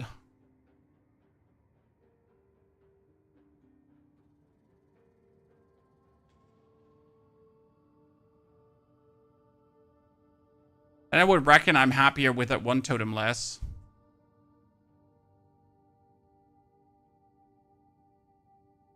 The interesting thing is, okay, so it actually doesn't fucking matter, chat. Okay, look me in the eyes, chat. Look me in the eyes. No kissing. You can change Ascendancy. Yeah? Like, right? What do we care? What's the hassle? Why do we worry so much about if it could or if it could not work? Because end of the day, you can change Ascendancy. Right?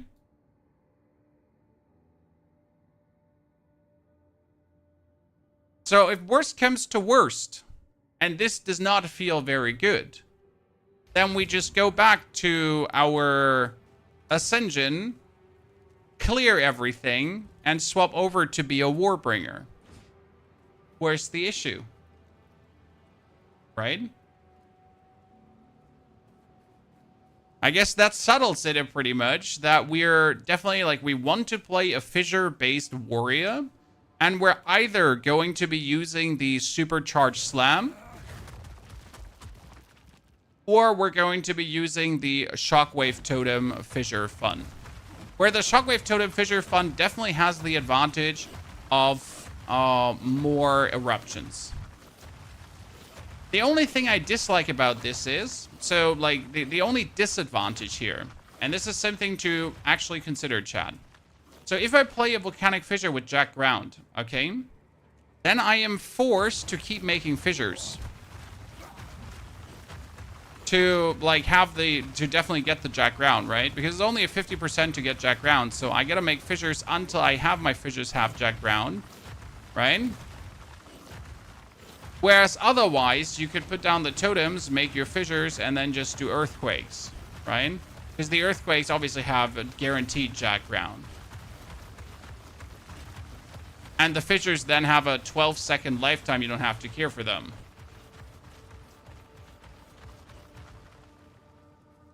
Oh, we will definitely find a way to make things work. You can't use the same skill twice. No. The way you can't use the same skill twice works is I cannot put a level 20 Volcanic Fissure on and a level 19. What I can do is I can put Volcanic Fissure in here, and then I can use an Ancestral Warrior Totem, as you said, and I can give that totem the Volcanic Fissure. The same works for the Mortar Totem. So you can use the Explosive Grenade, and then as you use a Mortar Totem, you can give that Mortar Totem also the Explosive Grenade. You can't just have two skills of a lower skill anymore in your skill tree. Yeah.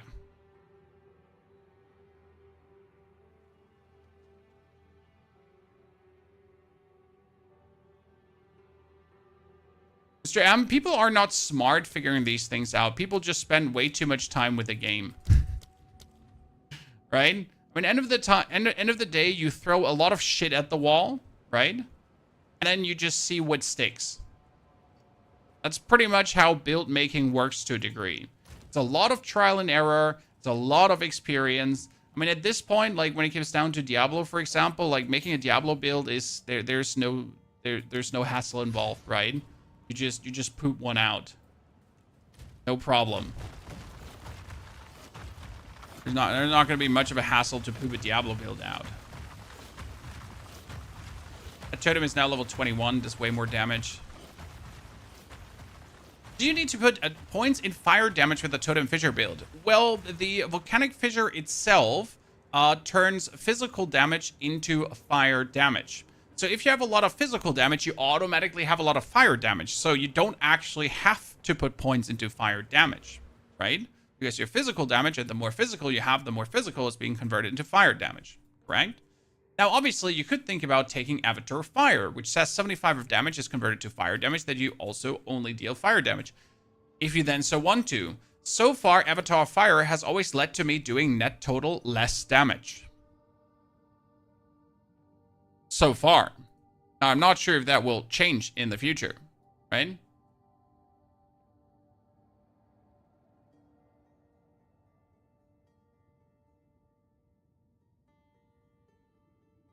And then you get like the Shockwave Totem, which obviously does your weapon damage as physical damage, right?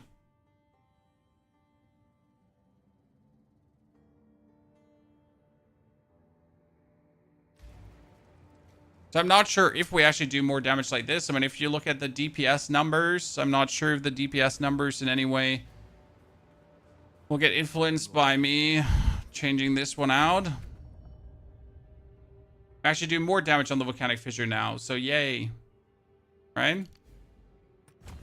Same. We actually do more damage, so yay. I have a different plan.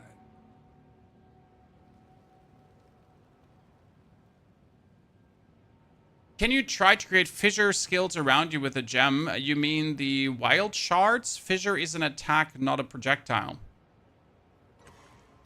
So I think you mean, was it wild shards? Wildfire? No, not wildfire. What was the name again for the projectile-based thingy? I only know it was tier 3. but it only works for projectiles. Well charged. So supported skills have a chance to fire 8 additional projectiles. Yeah.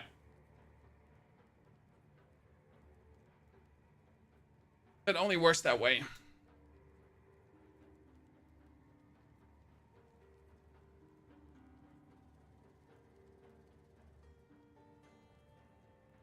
Ice Strike Monks saved me when I was starting out. No problem. Got you covered.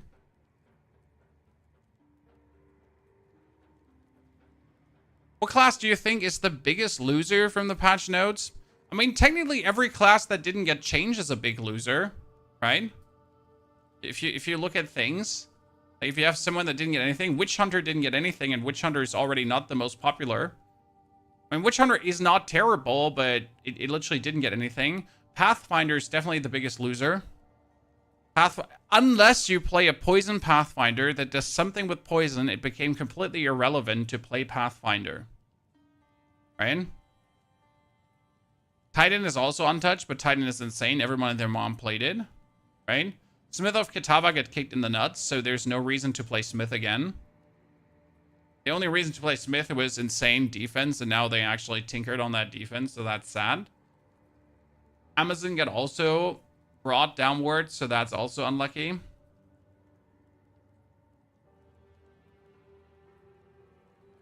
Oh, no, you shouldn't do Smith of Kitava. So the only reason you actually played Smith of Kitava was because Smith of Kitava gave you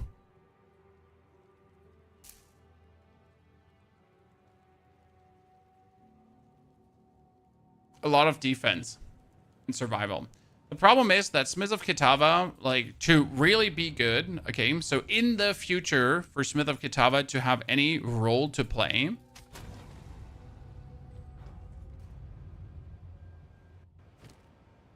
you want to use Fire Spell and Hit. That's a cool thing. And you technically want to use Temper Weapon and Manifest Weapon, right? But Fire Spell and Hit will in the future be very interesting. The problem is there are no Fire Spells.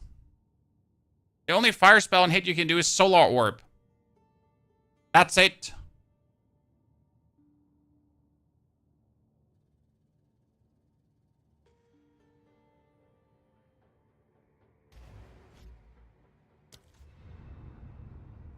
Do you really think that Earthquake Totem Fissure build would out-damage a Bone Shatter for a Perfect Strike?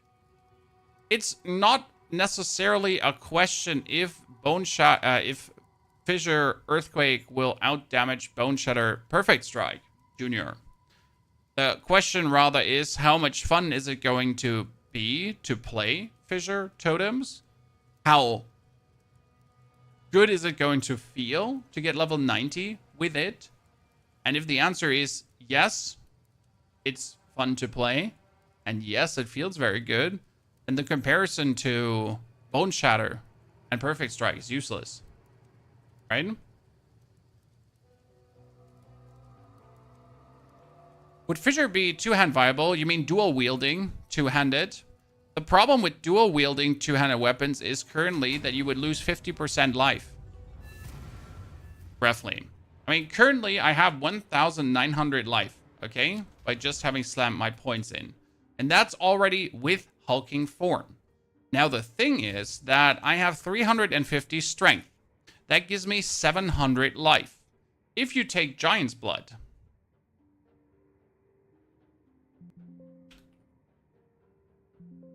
Giant's Blood now says halves the amount of life granted by strength.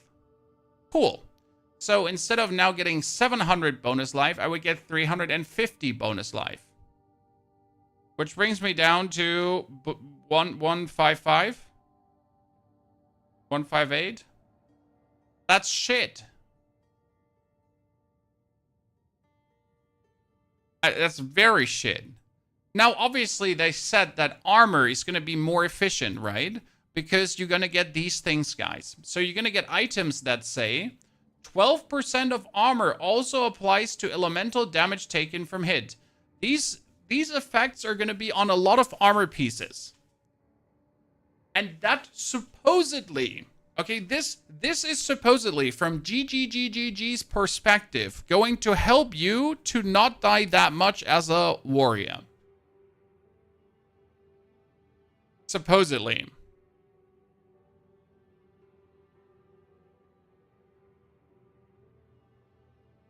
I'll believe it when I see it.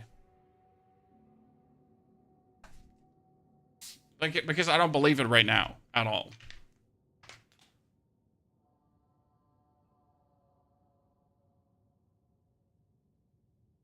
Frankie, now that arc is considered a projectile, we will have to test a lot of things with it, Frankie. So now that arc is considered a projectile, you can do a lot of things with it. You could even try if wild shards and arc would work. Just shoot out in a circle around you. What Frankie's talking about, ladies and gentlemen, I tried to get everyone involved always. Arc is with C, right? Was arc with C? Or with K? Oh my goodness, where is it under? Here. Arc is now a projectile. It no longer causes explosion against shock enemies, and it no longer is a payoff skill. It now chains 6 to 9 times at gem levels, and it has 50% more shock magnitude and can consume a lightning infusion to chain additional times and deal more damage. Which is kind of cool. Arc currently says arc. There. So arc is currently a spell, lightning, chaining, payoff skill, right? Where you deal lightning damage, chains times, and then you get the pulse too. With it being now a projectile skill, as you said, you should technically be able to use something like, if I go for a projectile, right? Aspect of Wild Charge. Supported skills have a chance to fire 8 additional projectiles in a circle. I mean, technically, you should be able to. And technically, you should be able to use a lot of these things to do some projectile-based shenanigans, so.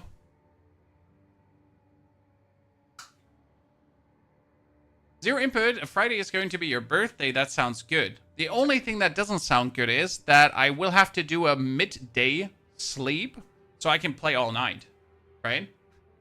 Because it releases on Friday at 10 in the evening. Like, fuck me sideways, bend me like a pretzel, like spank my butthole. What the hell? I will have to be up all night, then I have to record a video on whatever starter we're doing to give you right away a good starter, right?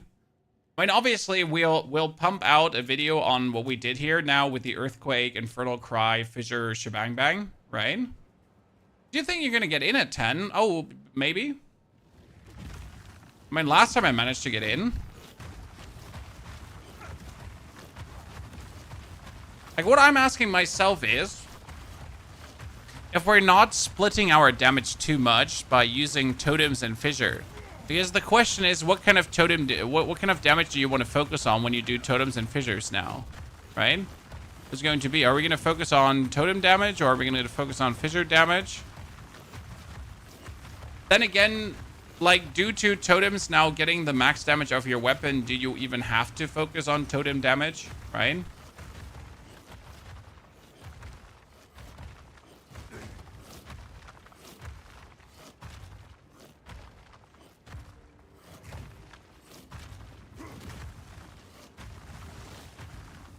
By the way, did we say that weapon swap is instant, guys? We said weapon swap is instant, right? Yeah. It's also very important. It really depends on how totem scale with weapon. This is something to really vibe into, right? We can't really say that ahead of time. That's going to feel.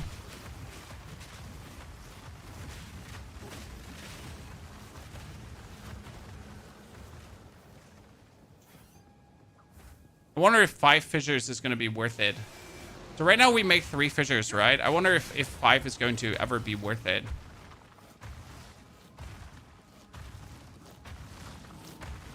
Tactician totem build might be strong, yeah, but Tactician totem build is going to focus on the actual Tactician skills. So yes, we will do the Tactician totem build, obviously, but we're going to be focusing on the new totem, the new mortar totem. Because that's going to be rad. You don't like the block mechanic? Eh. I mean, like, melee chars are inherently weak in this game unless you're a monk and broken. So yeah, think twice about playing a melee char.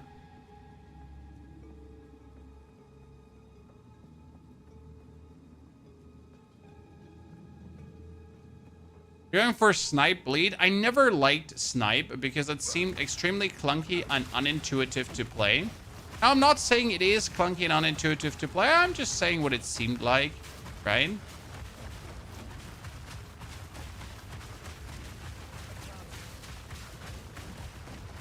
So that's something to look into. There's no healer class or support, no.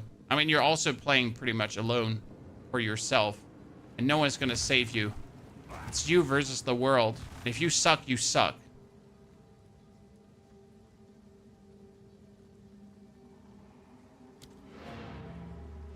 Invoker with Barehanded or Sorg. You should also look into the Acolyte of Shayula Chaos gameplay. Am I crazy to go with Hardcore Soul Self-Found as Tactician? No, because we have the new Deflect mechanic. So let's not forget about Deflect, ladies and gentlemen. Deflect is going to allow you to deflect also area skills. So if you're standing in an area explosion, you can also deflect that to take less damage. And the Tactician gets the buff on the Polish the Gear node, which is currently giving you Stun Threshold and Ailment Threshold. But in the future, it's going to give you Armor is percentual, also Deflect. Right? Do you have any lightsabers, General Grievous? No, sorry, sir. I thought about buying one at Gamescom, but it was $400 for the actual hilt, and then it was another $200 for the blade, and I was like, yeah, no, really not. No. I'm rather gonna buy some skins in patch 0.3.0. Right? Have minions been improved in 0.3? Minions have been vastly improved in 0.3. Because minions can't miss. Did I stutter, Chad?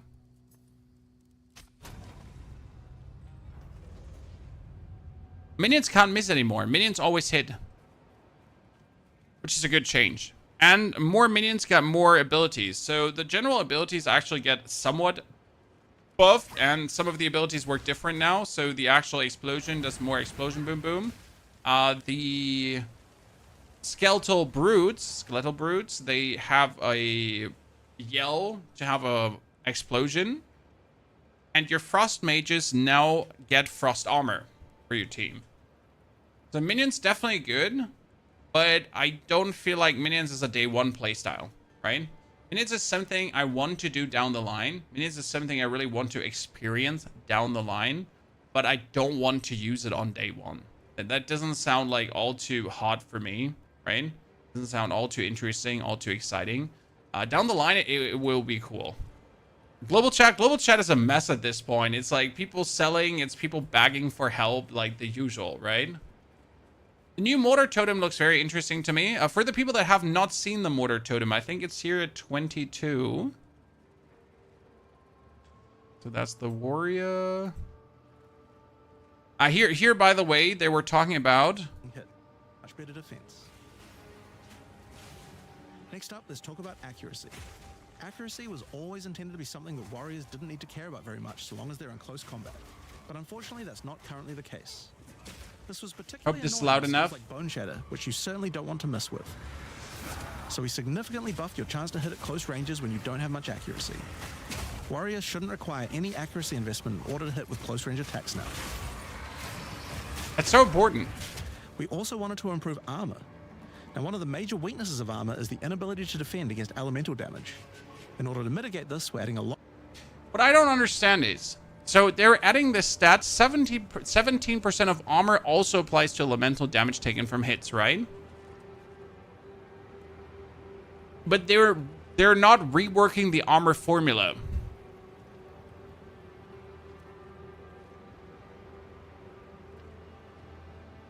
What makes you think the mortar totem uses your heat from rapid shot, Moby?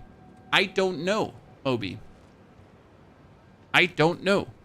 I would assume they use, but I don't know, right? Cyril, thank you for the 61 centuries of support. Happy to see you excited for Friday as well. A lot more of the stat that allows your armor to defend against elemental damage. It's now available on items and in a lot more places on the passive. 15% of armor also applies to elemental damage taken from hits. It's a good passive. But I wonder if it's really going to help. Tree. And then something like here, 20% of armor also applies to cool damage. But that seems too conditional to actually take. Armor is fine. Armor has not been fine. No, sorry. One of the most important improvements we've made in 0.3.0 is to declunk the action and the So feel that of the was... I'm trying to get you the mortar totem chat. skills like Plasma Blast, which are intended to be good at shock, and high velocity rounds with Armor Break will now fragment the opponent's armor. This causes monsters to take a portion of high velocity rounds damage with every subsequent hit, even tiny pellets. Interesting. So that means following it with a shotgun blast is way more effective. Now there's a lot more buffs to crossbow skills, but See, there's the mortar cannon. Okay. Raise a cannon totem, which uses socketed grenade skills with significantly improved cooldown recovery rate. for now I'm just going to talk about the new one we added, the Mortar Cannon. This one lets you socket in. And then the explosive grenade says, consumes 15 heat if possible. Now it doesn't say from where. So I'm asking myself, it says consume 15 heat if possible. Why should the totem not use this? Right? Why should the totem not consume heat?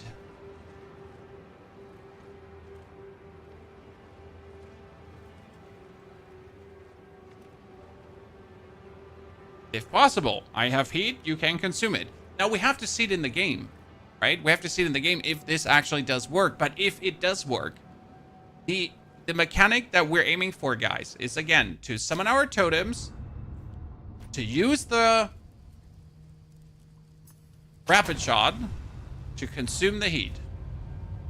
So you're gonna summon mortar totems, you're gonna go for a rapid shot, it's gonna create heat, and the heat will instantly be consumed by your totems then, right? Technically.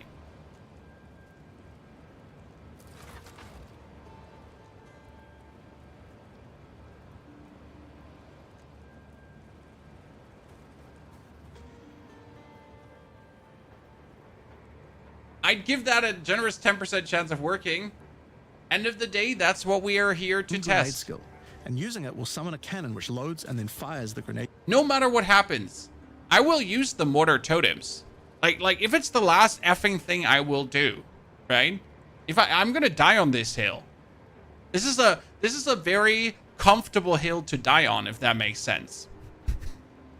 you know, this is a good hill. I built this hill, I made it beautiful, I put some mortar totems on it, and I'm gonna die on that hill, okay? If it's the last thing I do. Did you choose? See, like, look at the totem. Look at how cool it is. It shoots totems. And now you have to imagine that you, like, just have, like, 3 of those or 4 of those. And they just suddenly go, like, bop, bop, bop, bop, bop, bop, bop. And the whole screen just is full with grenades. What is heat mechanic? Grana Padano. I got you covered. So this is how the mortar totems would look. So you have a feeling for it, okay? What is heat? Heat is a mechanic from the rapid shot right now. Currently, when you're shooting the rapid shot, it creates heat, and if I then fire a grenade, the grenade is buffed, as you can see. That's how it works right now. And as you notice with the rapid shot, it has a slight delay before it starts shooting. Okay, so I hold down, I start shooting. And if I generate too much heat with the rapid shot, then I can't use it anymore. Here, it says maximum is 26 heat, right? Gain 4 heat per second. Grenades gain 6% more damage as extra fire damage per heat. So technically, already with a rapid shot, you could have your grenades get a lot of bonus damage. It's not worth it to use. Now they changed it. Again, for the people that missed this, this is my build. We have a video up on this as well. We have the rapid shot. Here. No longer has a delay before firing. So instead of now taking this 1, 2, 3 seconds before it shoots, it's like boom, instant. So he starts instant shooting. It now has 100 maximum ammo at all gem levels, okay, and it can create 45 maximum heat at gem levels 5 to 20. Previously 17 to 24, so more heat to generate, okay. It deals also more damage, that doesn't matter. And the quality grants more heat, which is also great. Now, heat no longer grants rapid shot damage gained as fire. Instead, reaching maximum heat prevents you from using the skill. Okay, that sucks. And it now generates 1 heat per attack instead of once every 0.25 seconds. That's okay. Heat now begins decaying after 4 seconds. The most important part is explosive grenades and cluster grenades consume 15 heat to gain 50% increased damage.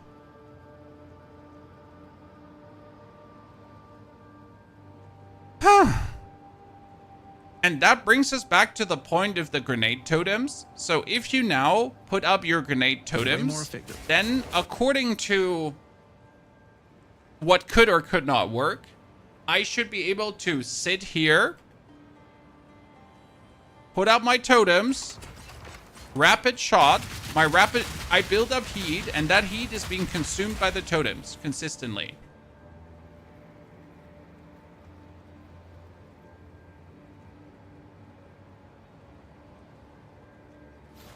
And that's the theory of it. Why do we need to shoot? So why do we need to shoot? Why is this even a requirement? Why do we need something? Why do we need a skill?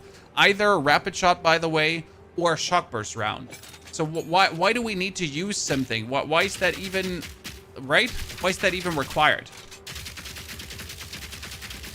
And the reason for that is this node. So this node, Cannons Ready, will give me another totem. Which means instead of summoning 1, 2, 3 totems, I'm going to summon 4 totems. Yeah? We're going to summon 4 totems. And skills used by totems have 30% more skill speed. Okay? Also good. But totems only use skills when you fire an attack projectile. Which means I need to fire something for them to shoot, right? I need to fast shoot out for them to also fast shoot out.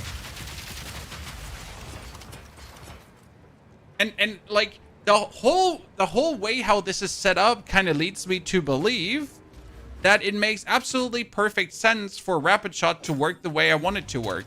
Because otherwise, why even do what they're doing, right? Otherwise, it doesn't seem to make any kind of sense. I heard they're taking away the Deepest Tower helmet. Yes, the Deepest Tower helmet is being taken away, and it's a good thing. I don't even have... Do I have the Deepest Tower? I don't have the Deepest Tower. They pull up the Deepest Tower for people so they know what the Deepest Tower does. Sorry. Website. Here, Deepest Tower says... So I need a picture... Here we get the Deepest Tower. It says increased armor and energy shield, maximum life, chaos resistance. Enemies in your presence count as being on low life. I believe there is going to be too much low life interaction to keep having this. Right? They're introducing even more nodes, and there was too much damage gain with this. I mean, with the Deepest Tower, you could just go into your passive tree, and you could just really take low life, right? There's tons of nodes here that give you damage with hits is lucky against enemies that are low life. 60% increased damage with hits against enemies at a low life, right? 30% increased damage with enemies at low life, 30%. Like, 30%. Like alone this node here, right? Sure, it's only increased damage and all more damage, but yeah, then you have 120% increased damage with hits against enemies at low life. Cool. Another 30, right? Like the 180% bonus more. Whee! Did we have not here? That was amount of life leech, but yeah. So,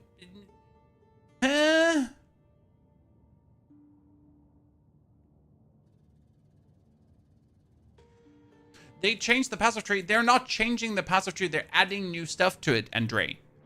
So they're not changing what's there. They're adding to what we have. There's actually a picture of this in the video. Oh, does anyone remember where it was? Was it in the beginning? Was it at the end? In between? There's like a big like old and new picture like kind of show you how much of a difference it's going to make. Just don't know where it was, but yeah, it's like going to be denser. Yeah, 490% is how much you can stack from the nodes we have. Yeah. So Deepest Tower was like an absolute insane boost, and they're taking it out. I'm not mad about it. I generally don't play with uniques anyways. So in case you wonder what this channel is going to do, we don't actually play with uniques, right?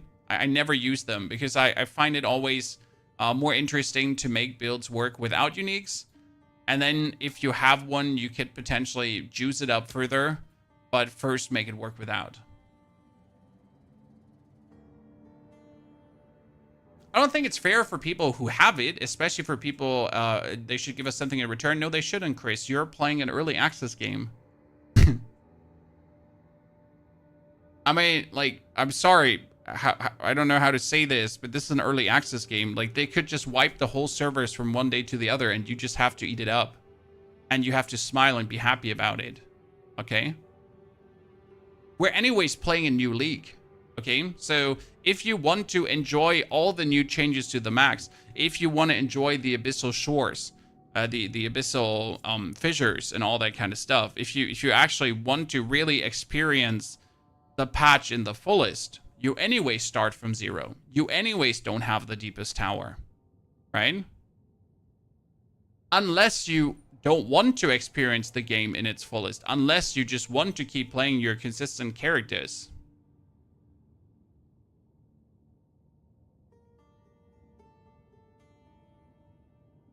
They should give the tree and numbers already so people can plan their builds. No, I don't think so. They should. Path of Exile sets something very important, that they want to keep a certain level of excitement and discovery out there. And I do agree. I mean, would I like to have the whole tree already with all the passive nodes and everything? I certainly would like to.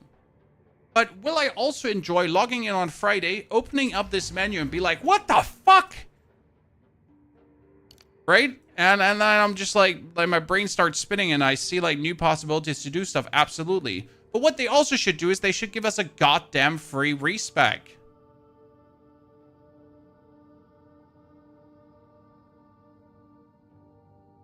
How are we in an early access game? How are we still paying tons of gold to respec? I mean, right now I logged into my account, right? Right now I have 645,000 gold. So if I now feel like I don't want to play my build anymore, correct? Like one node is 20,000 gold here on my goddamn thingy. One single, like I pay 4,000 per node. Okay? So let's see, 4,120 per node. If I want to respec 100 nodes, because, well, I have spent quite some skill points already, right? So if I want to respec 100 nodes, I need 412,000 gold. And if I'm then not happy with the results, then I'm poor.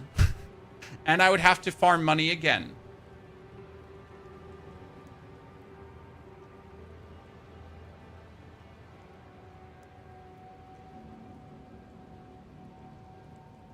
What's the point anyways in respec costs in the games? I don't understand. Go run a few tier 15s is not the answer, Charles.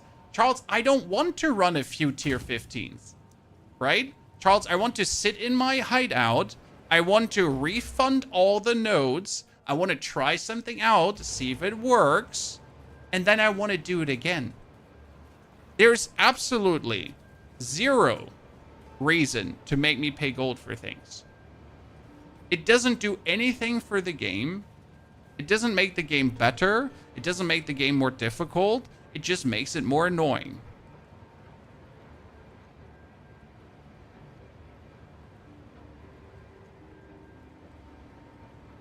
And there's no argument you can bring to the table ever that will make me say, you're right. We shouldn't have free respecs. I know it will never happen, right? Because GGG believes in get fucked, son.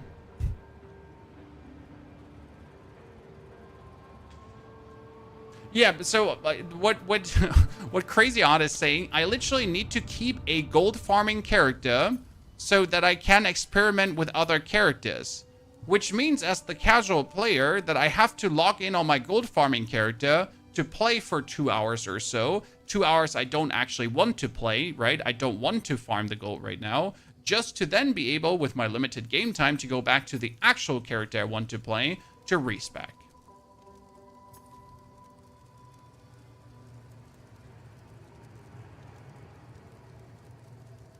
I do like having gold been used for a lot of things in game, though. A really big problem when it comes down to respec. I mean, like, you gotta... you can't even use your gold in game, right, Brian? Because you gotta keep it for respecs.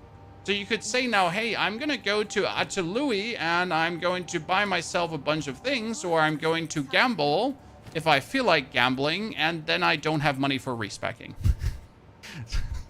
So let's say you actually go for gamble and you pull something cool, and then you feel like, oh wow, I got something cool, I want to respec into a different build, and you don't have the money to do that.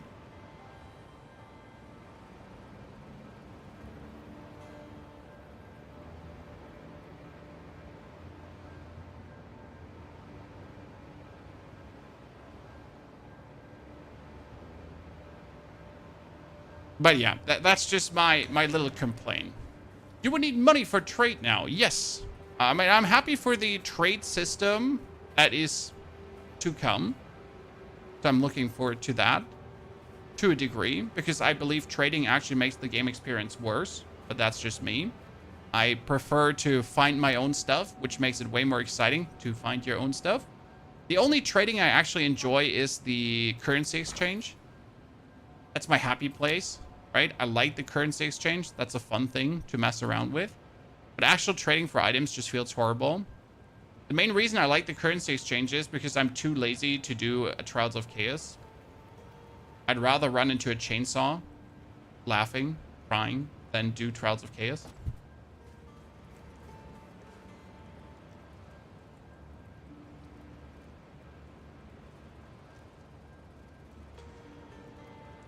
I think it's just there for giving gold a purpose. I mean, I was someone who never used the marketplace. I mean, Chakra, it's good that you never used the marketplace. It's good that you have gold lying around. Again, that doesn't change the fact that respec shouldn't cost gold. Right?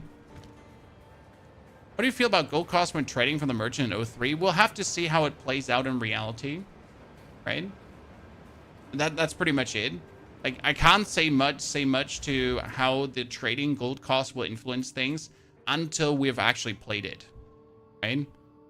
This is something that you have to experience before we can meaningful move in any direction there.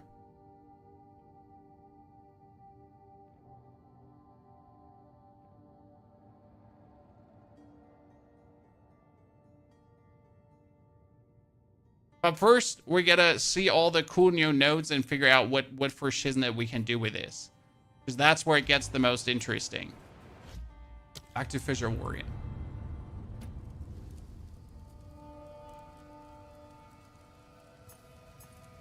Are you spec into farming gold? Well, you can just take a character like, so I made this character here. He's called Spear Throw OP. So this character is called Spear Throw OP. Because Spear Throw OP. And he's using Spear Throw for some bleed stuff, but what he's mostly doing is just Stormlands and Lightning Spear. And that's it. Right? Oh, I think I had Orb of Storms too. So you can obviously make yourself a character that's just broken, right? I mean, that was a tier 1 map though. You can make yourself a character that's objectively broken with the strongest things in the games, right? And then just delete everything, because yeah. So you're gonna choose the most broken spec you could think about, and then most broken spec around.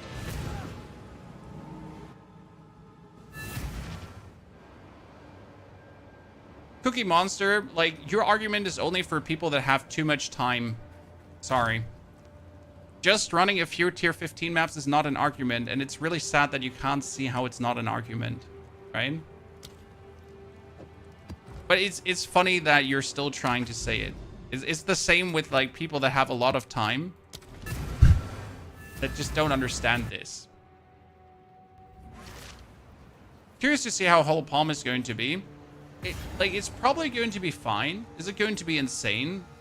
We'll see. I mean, end of the day, with enough support, you can make everything kind of insane. So, like, this would be like for your gold farming, right? Just make something that can clear maps without a problem. But again, this is like, assuming I would now want to respec a character, this would bore me out of my mind, right? Assuming I'm just here to respec a character, this would be just like literally work.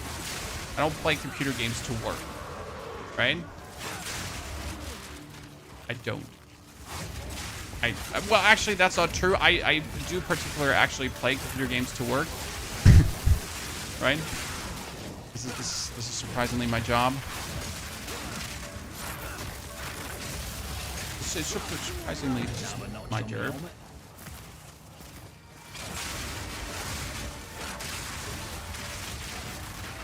And I'm still annoyed by it. That should tell you something, right? I do actually have the time to farm. Still annoyed by it. I'll miss lightning. I'll miss lightning spear. I didn't play too much lightning spear right last season. I'll still miss it. Like for the time that I played it, it was fun. I enjoyed it, right? Didn't abuse it too much because I find like the most powerful builds to be mostly the most boring builds to play. But I can't deny that it is efficient, right? It was funny. That's why they nerfed it, chat. Well, actually, they didn't ruin it. It's just weaker now. It's like far from being like terrible. It's just not broken anymore.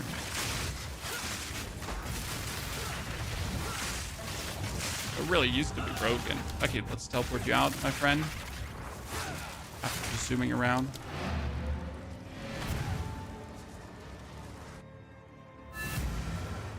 What do you play RPGs if you don't like to farm? Sir, that's, again, the wrong answer. It's crazy how there are people that will die on this hill that you need to farm to have fun. Obviously, PoE 2 is a grinding game. I want to grind for gear. I don't want to grind for gold. Again, there's not a single thing that makes this acceptable, sir. It's cute you're trying. It's cute that you're trying. There's nothing, you know? It's great to grind for gear. It's great to grind bosses. It's great to have fun like that. Grinding gold is not fun. And it's not a good game decision. It's not a good design decision. But let's move on from this point because there's nothing you can say. Apart from you have too much time and you actually enjoy doing mindless tasks. Right? That's okay if you enjoy that. I'm not judging you how you spend your time. To find fun in grinding games, finding cool items. Finding cool effing fucking great, like going around and getting cool stuff. That's fun. What's so hard to understand? Making different builds is fun. You know what's actually fun? You know what's really fun? Pressing a respec all button and then putting all these points again and seeing if it works. And you know what? If it didn't work, do it again. Right? I'm going to respec this shit. I'm going to throw out every single, like, gem I have. And then I'm going to do it again. And then I'm going to do it again. And then I'm going to do it again. And then I'm going to do it again. And I'm going to laugh my ass off doing this. And it's so much fun to do. Okay? It's so much fun to do. But guess what? You can't do this. Because what you do right now, if you want to do a new build, is you're going to lock out of your character. So this is my lightning spear character, okay? If I now want to do an explosive spear character instead of the lightning spear character, I'm going to lock out. And I'm going to create a new character. And play that character until level 18. Instead of respecking.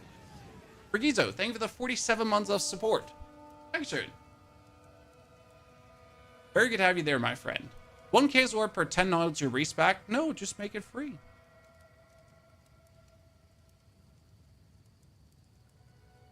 It means the game doesn't respect my time. Very well said, Mr. Azok.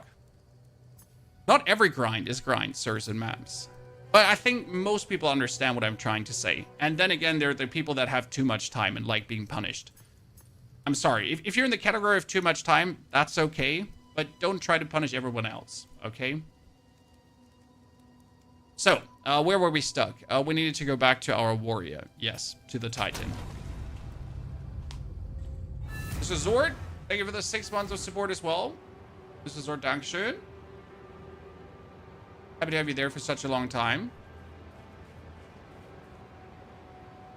It's called It's not called grinding gear games for nothing. I thought it had something to do with the grinding gears. Ah, damn it. I was fooled again by the graphics in the game. Is there anything to increase fire damage for the fissure? And do you actually have to increase fire damage for fissure? Does fissure ignite enemies? Can fissure ignite enemies?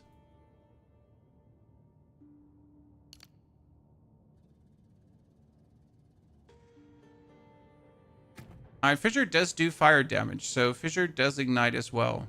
Or at least it would build up flammability, right? Should build up flammability. Yeah, all fire damage can ignite. So, I mean, all fire damage builds up flammability now, and then can ignite after building up flammability.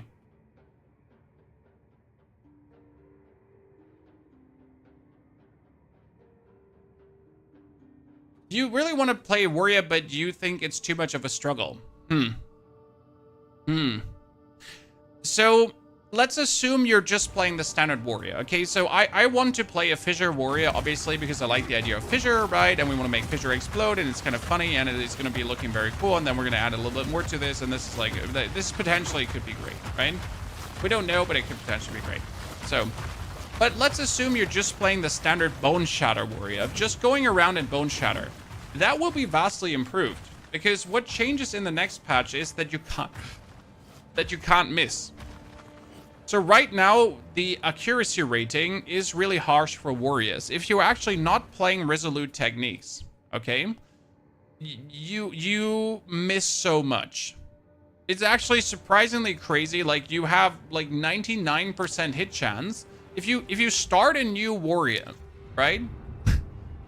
If you actually start a complete new warrior from the very beginning on, and you just walk up to an enemy, you have such a high chance for missing. It's crazy. And that's like big time change with the next patch. Like you notice this as soon as you enter the riverbank and you just walk up to your opponent with your auto attack, and you suddenly notice that every third auto attack is kind of like missing. And it's like, what the fuck? How is that possible? I'm glad to see another living. Now I would appreciate right? How are you missing that much?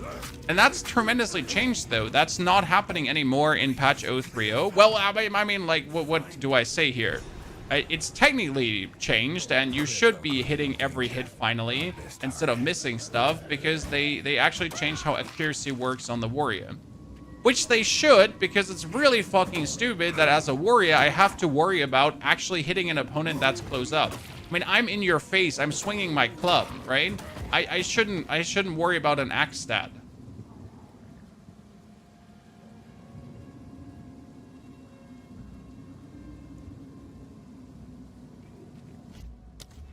De-embrace, I'm gonna read your message and I'm gonna roll my eyes, okay? If you have POB, Path of Building, chat, to test a full build, why would you need a full respec to be available? So are you telling me, in your honest opinion, sir, that because there's a third-party tool that has nothing to do with GGG, that's not an official third-party tool, that's not in the game, that I have to access by leaving the game, because that exists, that's your reason why free respecs are unnecessary?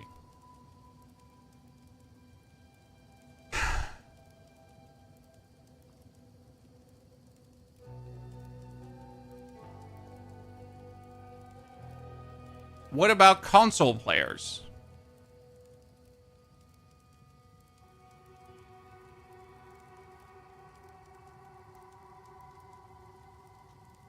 Yeah, just learn a third party have more complexities than Exile in the game. I mean, sorry that I want to do things in the game. I apologize, right? I sincerely apologize that I would like to play a game inside of the game without leaving the game. I guess.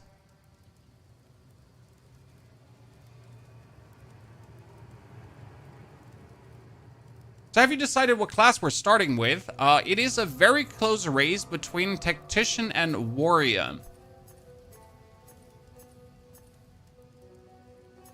I do know that I'm faster with Warrior, testing-wise. I don't know if you have actually ever benchmarked how quick you are through the acts. I did. And I know that if I play a Titan, and I focus on totems plus Bone Shatter, I am incredibly quick through the acts. Especially since we can now put martial tempo on every single fucking shit. So I can put martial tempo on Bone Shatter, which is unnecessary, right? But I can put martial tempo on the Shockwave. I can get my Bone Shatter up. I can get the Volcanic Fissure early. I can get my Perfect Strike still out and put the martial tempo on it. So I'm very quick and nimble on getting all this stuff out to make myself more powerful. And that's quite nice. So it shouldn't be like a single problem to get things cooking fast. And that's where I might consider, like, the thing is, in order to figure out if Fissure with totems and all that stuff works, I only need 2 hours. Let's say 3 hours maximum. And then we already know if it works or not, right? So you're gonna have this thing pop out, and you're gonna have that, and you need a couple of supports for it. But this is the middle of Act 2, okay? In the middle of Act 2, we already know if this works or not. I don't have to do more for that. So I might start with Warrior because we can, like, really quickly get this rolling. And then if it doesn't work the way I intended to, if, like, I need to take a different path, I could still lock out Exile and just whip out my Tactician. Isn't Warbringer leveling with totems better? Is it? Hein? Thing is, Hein, we can swap Ascendancies now. So if Titan doesn't work out good, I can swap over to Warbringer. Thing is, we're going to be using Fissure, and we want to have the Aftershocks. So if I use the Fissure itself can get Aftershocks too. And then I put the totems in, and then I do the Earthquakes, and the Earthquakes are also counting as a slam skill, right? Yeah. So if I use the Titan, I will get more Aftershocks and more damage and more area of effect, everything. More of everything with the Titan compared to the Warbringer giving me one more totem.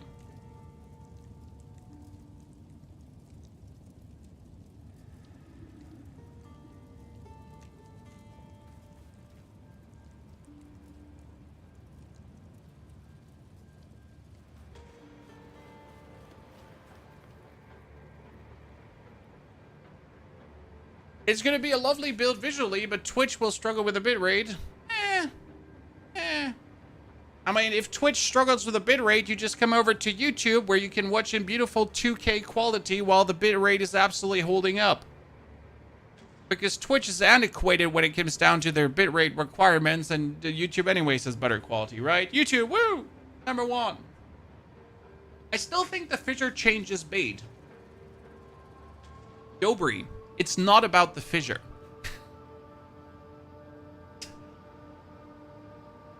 I'm closer. It's not about the Fissure. The Fissure is just the prelude to actually playing the real interesting stuff, right? Fissure is only the start to the real fancy shit when we're gonna start making a bunch of volcanic fissures around. Volcanic fissures re-trigger when you slam them. Using a Warcry makes the hammer explode, making a bunch of volcanic fissures around. Volcanic fissures re-trigger when you slam them, so it's a great skill to make a flaming arena to fight a boss.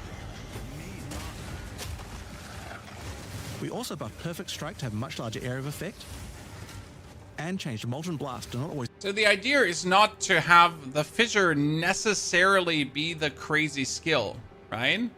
The basic idea is to have the Ancestral Cry together with the fissures, together with the spiral. Cry charges up with glory by igniting monsters, invoking King Kaum's favor. After you do, use it to channel Kaum's ancestral power. Every attack will be ancestrally boosted with fire. Your very steps will explode, triggering volcanic fissures, and molten balls will erupt from your attacks. So the basic idea is to just fuck everything up in the long run with everything.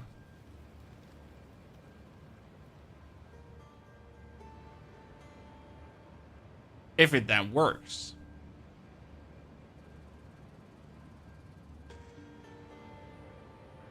Do you want to start Blood Mage or Infernalist or Tactician? I wouldn't be averse to starting Blood Mage. Generally speaking, Blood Mage is going to be very interesting. In case you haven't seen the Blood Mage changes, Blood Mage is my number 3. Okay, guys? Right now, it is Tactician on 1, Warrior on 2, but it's really close, and Blood Mage on number 3. And the reason for Blood Mage being on number 3 is, in case you missed this, the Sanguimancy doesn't cost you points anymore. Okay? It does not cost you points anymore. Which means you start as a Blood Mage, you have Sanguimancy for free. It also creates life moments on hitting, not on critic hits, on hitting. Therefore, as soon as you hit Sanguimancy, you can put 2 points into Spell Critical Chance and Thunder the Flash, because Thunder the Flash and Gore Spikes actually change spaces. So you get this, and your Spell Critical Chance is instantly 15%. Boom. Or you could go for the Spell Leech instantly if you wanted to. But if you go for Thunder the Flash with Spell Critical Chance, and I think chat is saying this pretty nicely, you could technically mess around with Arc right away. This is my Detonate Dead build. My Detonate Dead build sadly doesn't work anymore. But yes, you could then technically right away mess around with the new Arc. Because obviously Arc now is a projectile skill, and you could then go for, like, maybe Arcing Blood Mage, Critical Strike, more projectile or storm shenanigans, potentially. And just arc the shit everything up. What I personally want to do with this character, I would like to mess more around with going for Bone Cage Bone Storm shenanigans, because I know that with Bone Cage Bone Storm you can do some bleed related heavy physical damage. Shabang bang. But I could never get it to work the way I want it to work. I just know that it's possible. I sadly just could never get it to the point.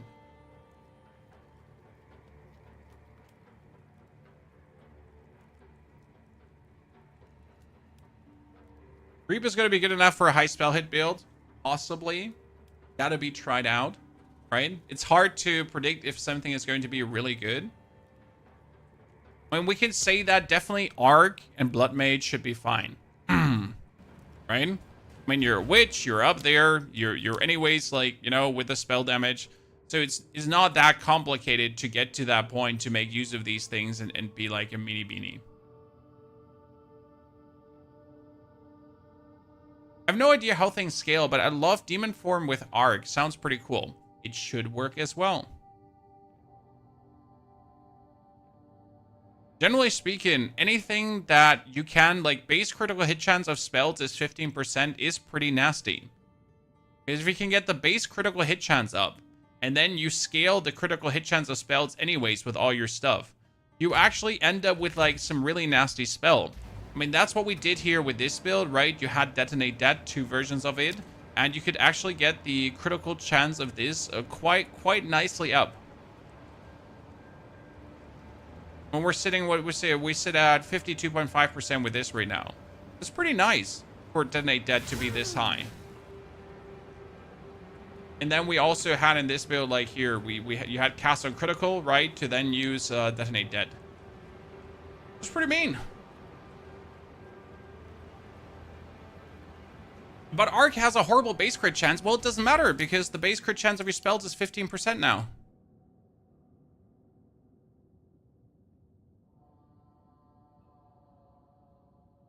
So it just gets replaced, Cartanis. So if Arc has a terrible base critical chance of 9%, that just gets substituted for 15. Right? It's just 15 now. I mean, the same goes for Detonate Date. Detonate Date has 8. 8 is shit. 8 is ass. Like for 8, I'm not walking out of bed, but if you can put 8 to 15 right away, bam. Right?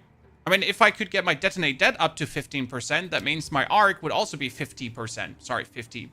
So 15 to then 50 scaling, right? You sit there with a barrageable Arc that just goes out and goes and crits like crazy. And then you can use cast on crit for whatever. I don't know. To use comets. Or whatever you feel like.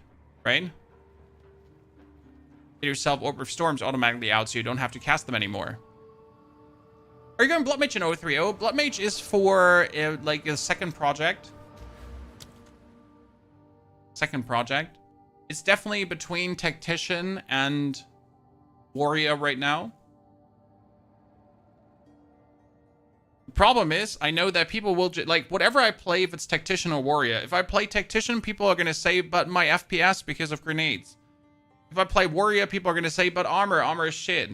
And my FPS because of all the fire.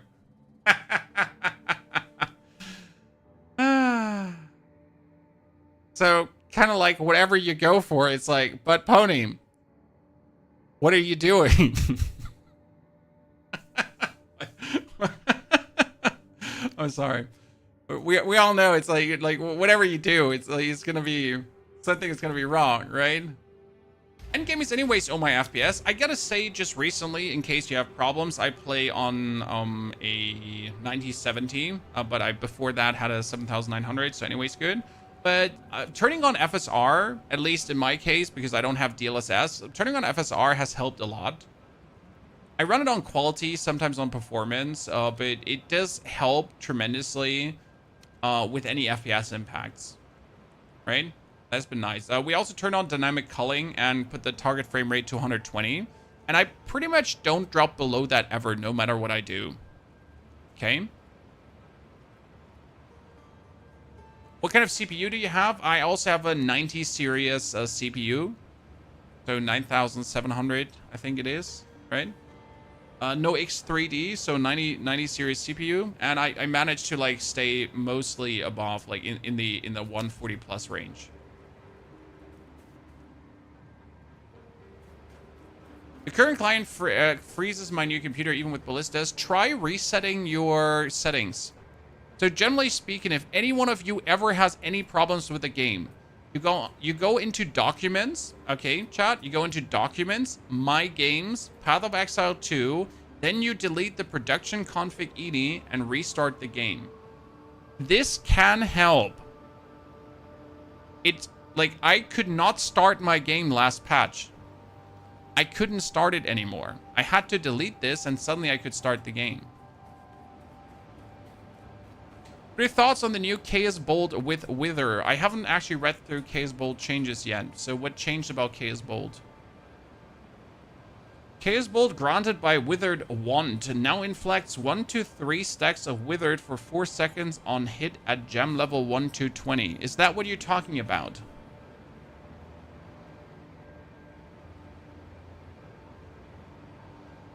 Not bad. Sounds good. But you will have to find a good Withered Wand, right? Unless you have a good Withered Wand, like, considering this is going to be taking a while. Because you're either going to have, like, an inefficient Withered Wand just to keep the Withered, or until you have a good Withered Wand, you're not even going to play it. I mean, does it hurt to get stacks of Withered that easy? Absolutely not. Right, Darkness? So if you get a good Withered Wand with a Chaos Bolt, it could potentially turn out very nice. What I'm interested in to see if the new Cluster Grenade could be good. Chat, have you looked at the new Cluster Grenade? I've never actually used Cluster Grenade because it's bullshit. Let's go back to the tactician.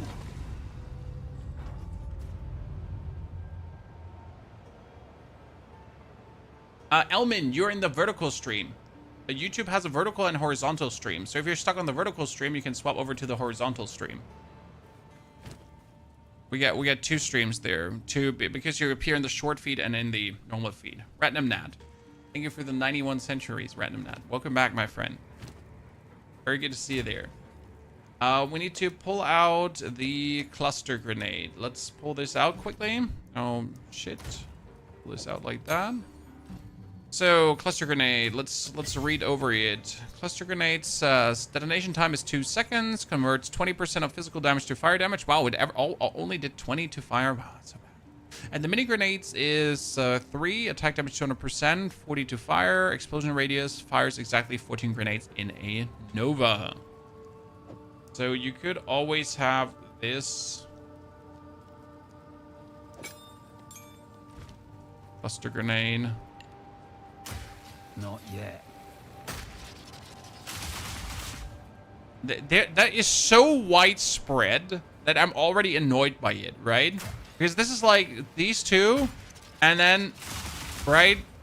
Unless you have like massive magnified effect shenanigans, like we have on the artillery ballista, and maybe even reach, because otherwise they're not overlapping, right? You already have to do that, but then they're actually throwing themselves out further away anyways, right? So, yay.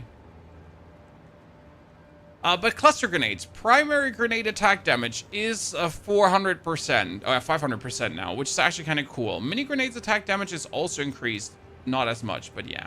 It fires exactly 18 mini grenades in a Nova, and mini grenades are fired over a 17% increased radius. But what does that increased radius actually use you? Right? I've always found like the cluster grenades technically interesting, but practically I'm just really not sure what I'm supposed to do with this. Right? What am I supposed to do with this? Hollow Palm will be a good start. Well, will Hollow Palm be a good start, sir? Because where will Hollow Palm be located exactly? I mean, end of the day, you will have to use a quarterstaff until you get Hollow Palm anyways. And then Hollow Palm will probably only be good until, to the point where you have some supporting stuff too on top of it. So yeah. Cluster grenades can be loaded into the mortar. Yes, crazy odd. But if you load cluster grenades into the mortar, you're going to have the same shit happening. I mean, the whole advantage of explosive grenade has always been if I drop it here, that all the explosions are overlapping, right? So this is going to do all the damage to someone standing there. I mean, even if I shoot the cluster very close together, like this is the closest I can get them together. Even then, like I wouldn't even hit the boss. I mean, imagine there's an elite standing in front of me, and I'm just like, yeah, get fucked, nerd. And then boom, explosion, and no explosion at all. Maybe the one at the top, you know, would have hit. But apart from that, it would have gone anywhere. The overlap is because of the right gems. No, not really. I mean, the explosive shot has expedite, detonation time, scatter shot for more, primal armament, and that's it, right? I wonder if scatter shot works on the cluster.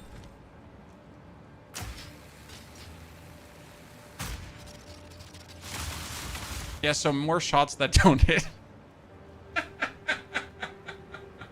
I mean, okay, so let's be fair for a second.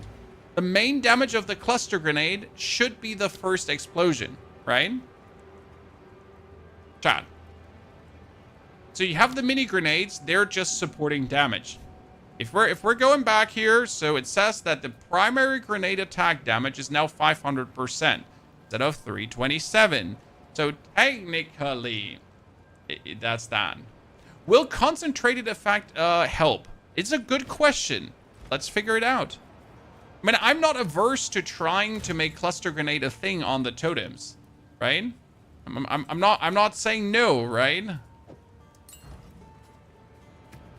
So you got more area damage, less area of effect. I wonder if this is also minimizing the size of the explosions, though. You're gonna shoot this out. This would somewhat help.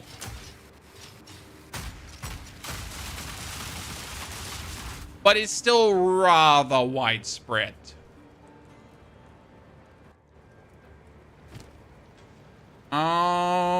We need a support gem.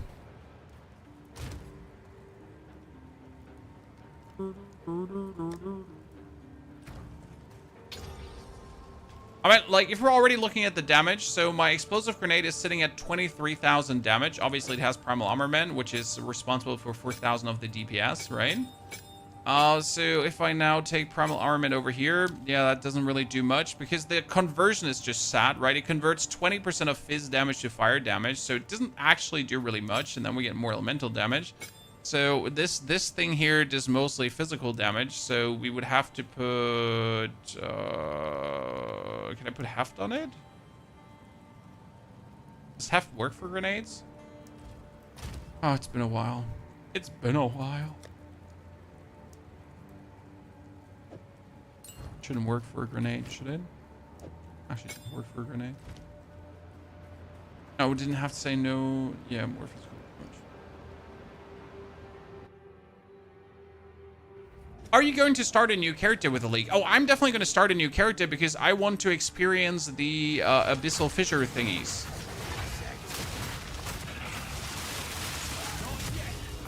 I mean, that's not too sad.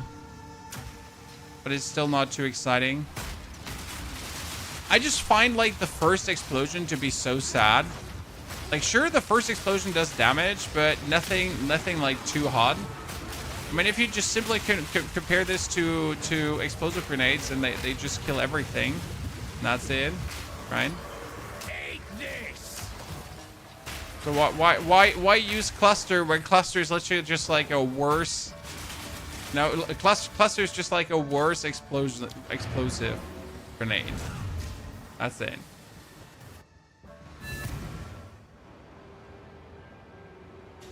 What happens to your O2 stash when the new league comes out? It goes into the standard stash.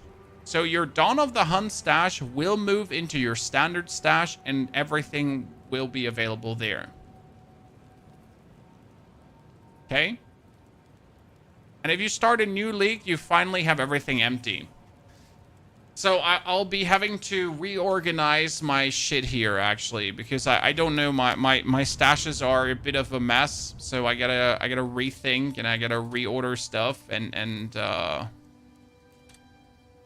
we'll see like how my actual stash is looking right now. I think it's looking ugly currently. Maybe slower projectile speed makes them spread less. Slower projectile speed definitely makes them spread less. But even then, it's sad. So it just comes down to, it's sad.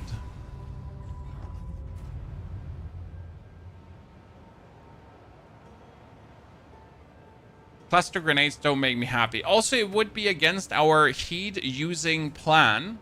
Because let's not forget, chat, we were trying to use heat. Right? We're trying to use explosive grenades to soak up heat to then do more damage. That was the whole intention behind that.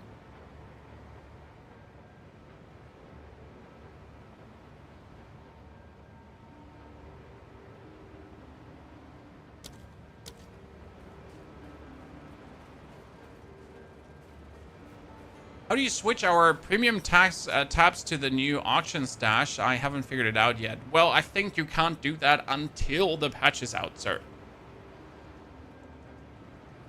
Are you going to play Warbringer this season? We are still in a pinch here, and we could not form a decision, but we also don't have to form a decision. So let me, everyone, I want you to please calm down and grab your titties right now, okay?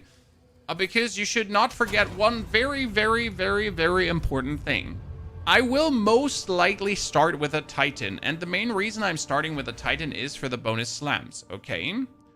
That being said, I might also start with a Warbringer for the bonus totem. Now, don't forget that you can swap Ascendancies. How do you swap an Ascendancy for the people that have never done it?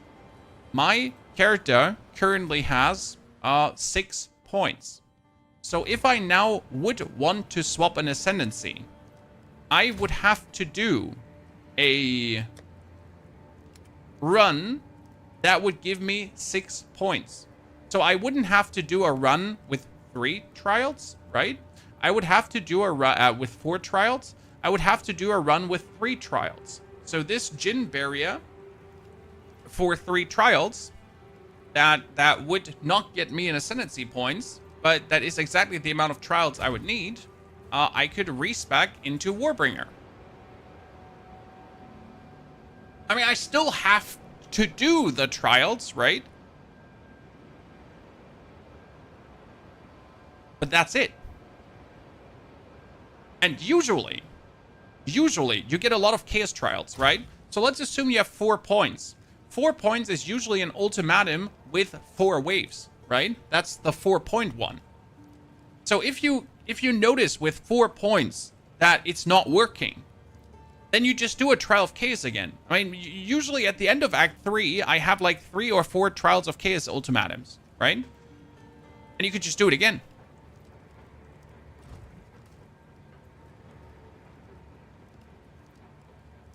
I'm starting Witch Hunter. Crossbow get buffed again. It's going to be nuts. Yes, crossbow feels very good.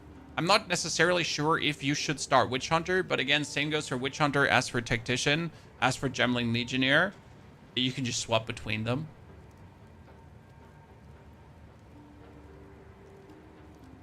The main thing that you have to ask yourself is not what Ascendancy do you start, right? I think the main question you should ask yourself is where do you want to start in the skill tree? Okay? So I want to do I want to do Fissure, right? I want to do Volcanic Fissure, which means I will need a lot of area effect stuff. Okay? So a lot of area effect stuff is here over on the warrior side. I have some area effect stuff also close to the mercenary, right? That's like mercenary side, but I can also relatively easy reach this as the warrior because of the totem thingy.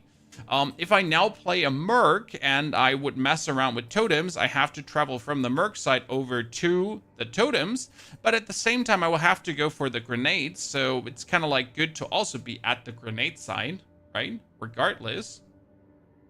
Will be bad if you start Warbringer. No, it won't be bad. And again, you can just swap out of it. Looks like a totem build, not a fissure build. Moko, the problem with a fissure build is you can either choose to do this with a fissure and then do the slam. Okay. You saw this? Fissure, slam. Now, the problem with this is that as you do the fissure and as you do the slams, it's cool. It works. But instead of now doing the supercharged slam to then have your fissure aftershock, right? You could also, in the time where this is happening, just put totems down that just do this way more efficient. So the question rather is, do we want to now, hit the fissures ourselves, less efficient, or do you want to have the totems to do this for you better?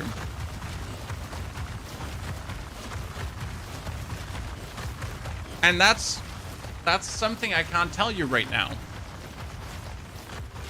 Have you tried Super Slam plus Reverberate, Tremors, Aftershock? Does it look good? That's what we have right now.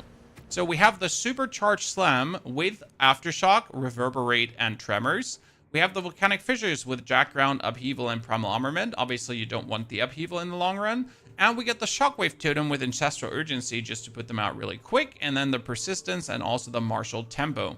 Obviously, the Ancestral Urgency is not really needed, but I just wanted to have them out as fast as possible. Now, the thing is that the Martial Tempo that we have currently on the Shockwave Totem can also be on the Volcanic Fissure, because you can obviously use multiple of the same supports and other things, right?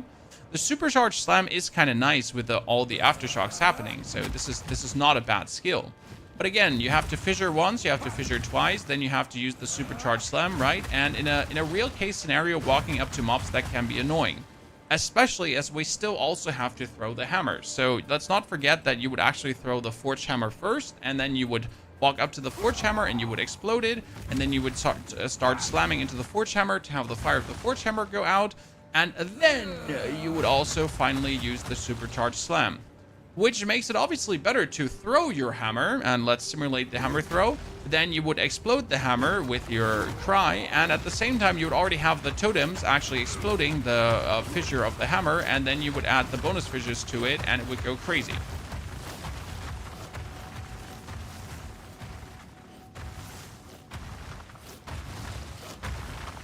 Which makes it, like, I guess, better to mess around with totems.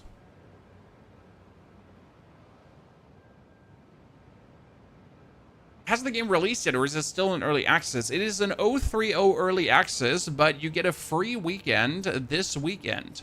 So you can play the game completely for free if then you so wish to.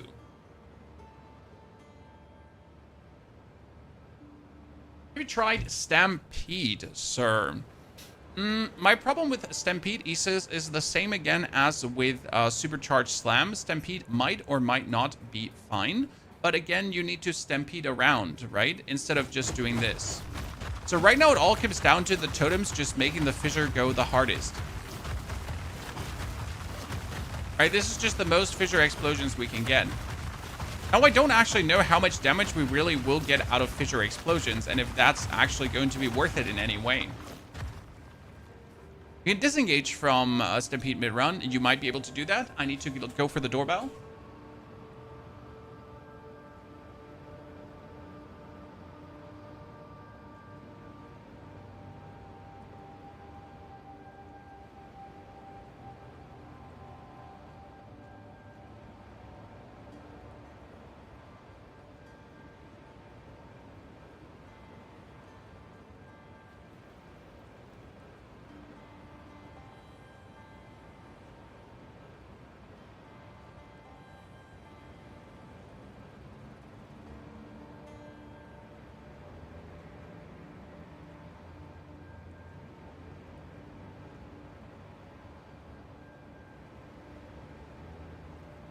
Can we see the new passive tree somewhere?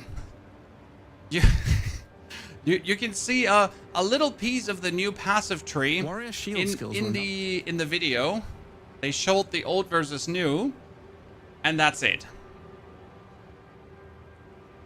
Shield charge has been buffed. What I'm asking myself is, chat, can we play shield charge Stomping Ground?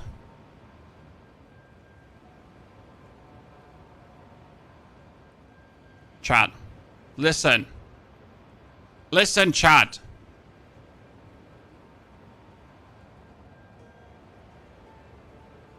Since shield charge doesn't have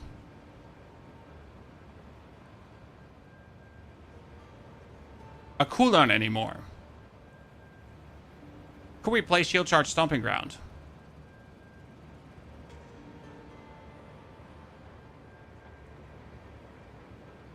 No, for leveling. Chat, for leveling. Okay, listen, look me in the eyes again. We're not talking about endgame.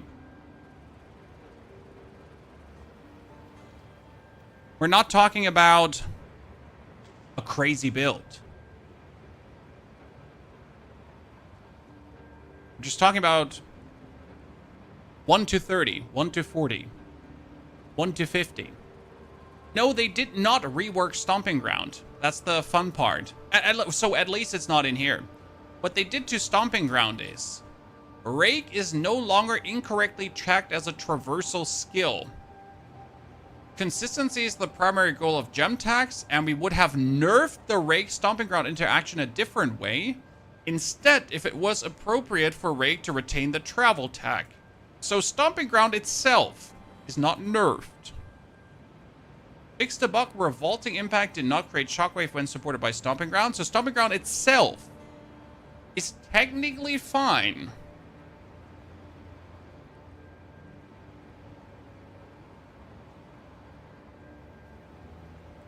Stomping Ground and Vaulting Impact. Yeah, I never looked at Vaulting Impact. I just looked at this. Fixed bug where Vaulting Impact did not create Shockwaves when supported by Stomping Ground. What is Vaulting Impact? Is that a skill or is it a support?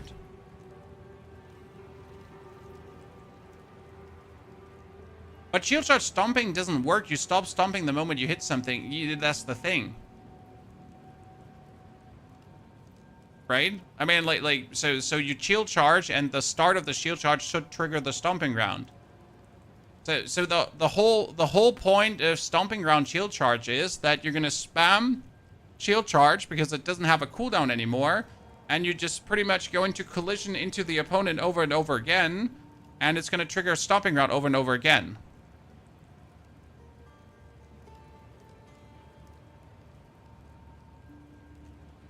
So that's the idea. By the way, what was Stomping Ground? So for the people that miss Stomping Ground, okay?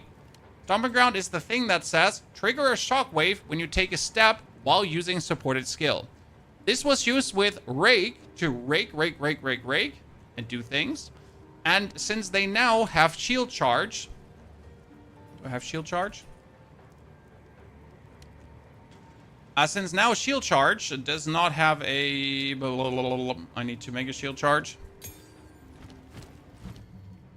Since now Shield Charge currently has cooldown. That means if I'm trying to use Shield Charge, it looks like this. Right? You do Shield Charge, and then you gotta wait for the cooldown. And then you use Shield Charge. So if you would now equip Stomping Ground on the Shield Charge... Where's Stomping Ground? Did I not take Stomping Ground with me?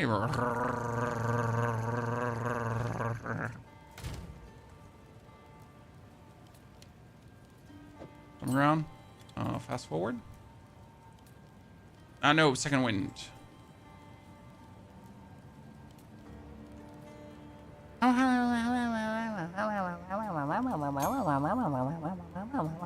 Sorry. I was just unamused that I didn't have a second wind.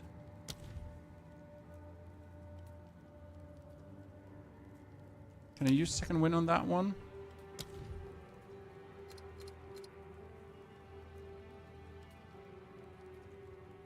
Yep.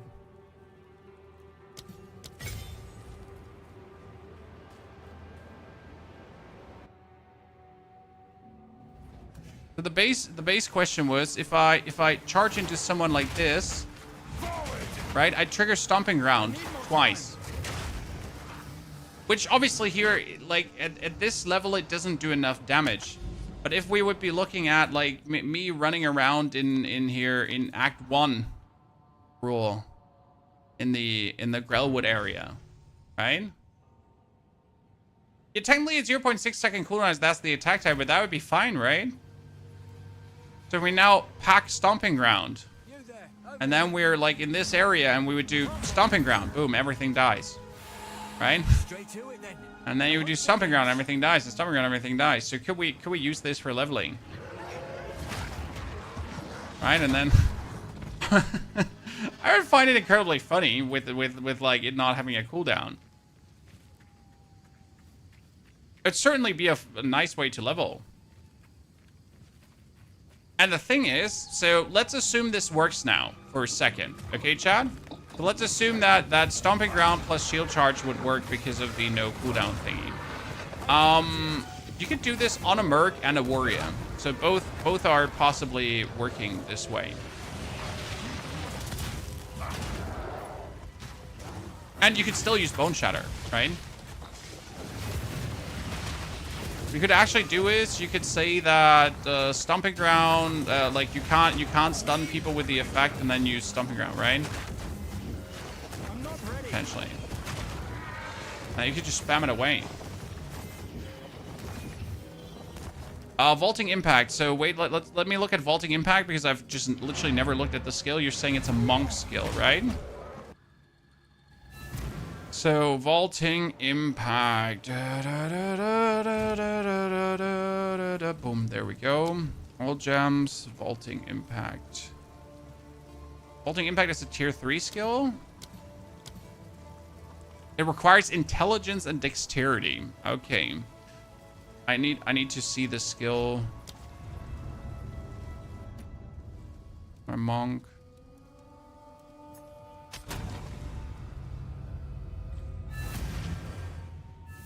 There's a quarterstaff skill.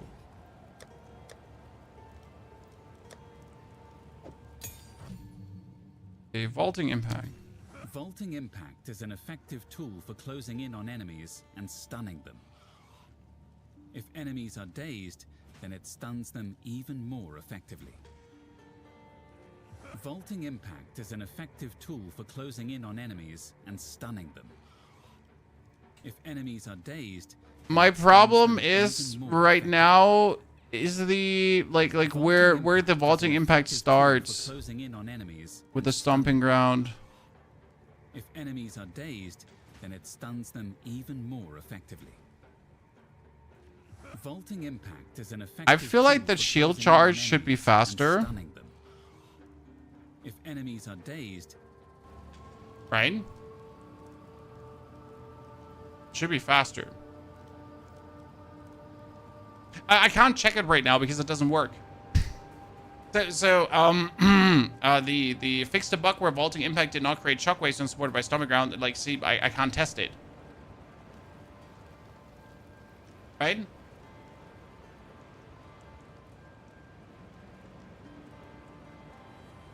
Freedom Warrior. How can a new player grind divines? I just bought the game and get excited watching videos, but the game feels like a Souls-like ARPG. Even trash mobs hit hard. Well, first and foremost, Freedom Warrior, you gotta get used to the game actually being somewhat difficult at first if you're actually playing through. Second and most important, don't care about grinding divines, just have fun and play the game. I mean, sure, you could grind divines by finding good items and then just selling them on the market, but you actually don't need divines. You can just completely play the game without. We did a test, just for everyone that wanted to know this. This monk is actually a solo self-found monk, okay? And we started at level 1, we played at level 90, and we pretty much ended the game, or we ended this monk as we killed the Arbiter. So my goal was to go from 1 to 90 and then kick the Arbiter into the nuts. And that worked completely solo self-found without a single divine, with only the items that I pretty much found on the way, right? And I did actually find a very good staff, with which made me happy. Was a cool challenge, so it's actually possible for everyone to do that. I'm not particularly talented or super smart. I just like to play computer games, right?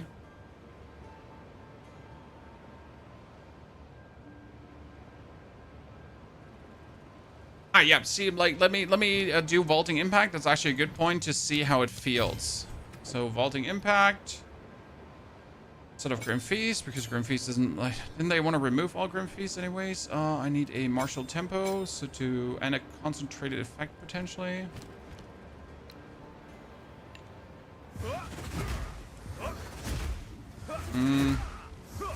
Nah, I like cheat shot more. Did they change something about vaulting impact? Vaulting impact.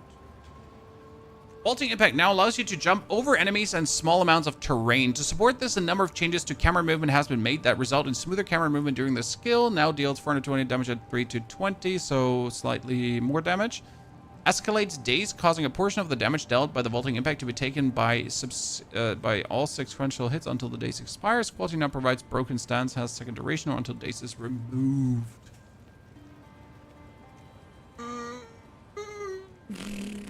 Nah. Nah. Nah. I mean, what do you say, Chad? What do you like more? This or shield charging with no cooldown? I mean, I like that you can influence the impact by moving your mouse, right? So, it's fun. Surprise! You didn't see this coming? Well, surprise! I hit here. So I can jump to the right, but I can hit to the left, right? So you're hitting down and you're hitting up. And I'm hitting to the right. So that's the only useful thing probably about Vaulting Impact. But it feels substantially slower than shield charging in. Can shield charge have martial tempo?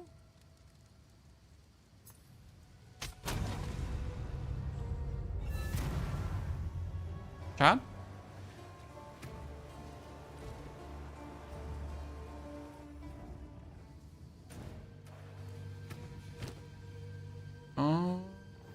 Shield charge has attack time 0.44 seconds.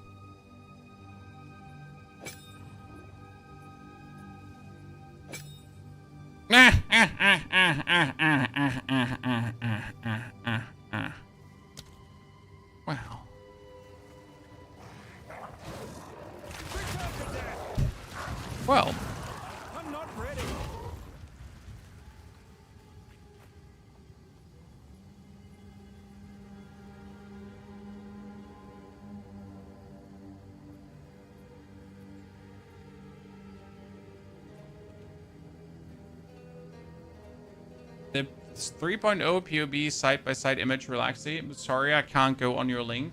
It could be a ginormous penis.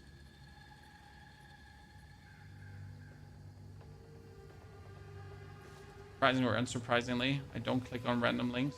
No offense. It's a big penis. I knew it. It's always a big penis.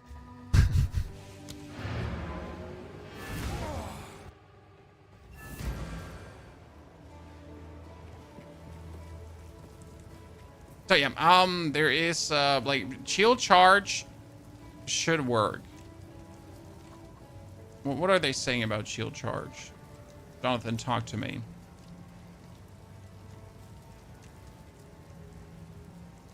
Your attacks. That one. Warrior shield skills were another area we wanted to improve. Now that we've got sprint, we actually don't need to have a cooldown on shield charge anymore. And now also does more damage the further away you are when you use it. I mean, you just can't tell me that shield charge stomping ground, like this is the thing. This is it. Unless they ruin stomping ground, fuck you, GGG. I'm doing shield charge stomping ground. Like, you can't tell me that this is not the smartest thing to do. Like, this is the 4,000 giga chat mega IQ gameplay thing to do.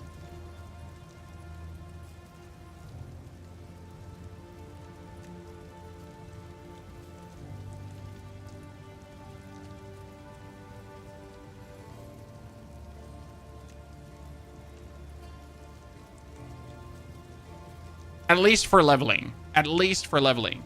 Right? It's like, the thing is, it's not that warrior leveling is any hard. Okay?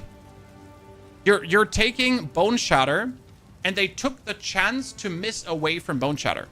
Okay? This is important. We need to talk about this. So, usually the problem was that you would leap, right? And you would land, and then you would Bone Shatter, and your first hit would miss.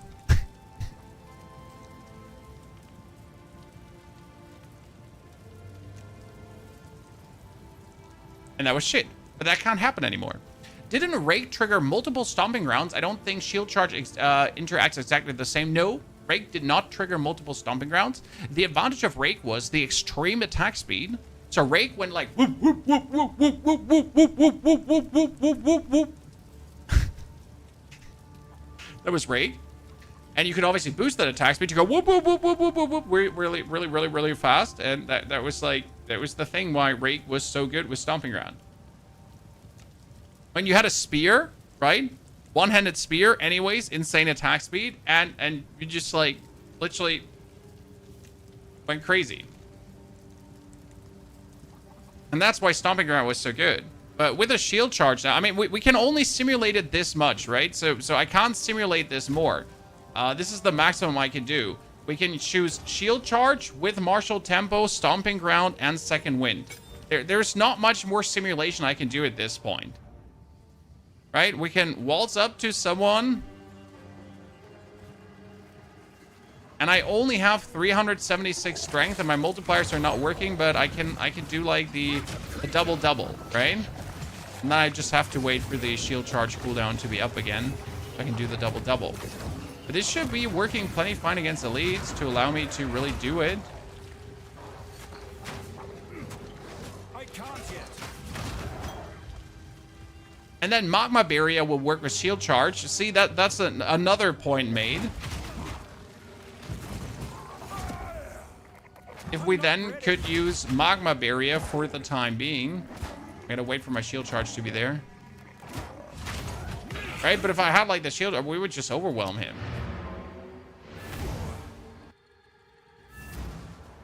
Okay, Magma Barrier is a spirit skill, right? I've actually never used Magma Barrier, so I need to ask the stupid question. Magma Barrier. Okay, raising your shield, infuse it with magma for 0.5 seconds. Gonna perform a magma infused block for 0.5 seconds after magma dissipates. So what we're saying is, so Herald of Ash, how soon can you get Magma Barrier?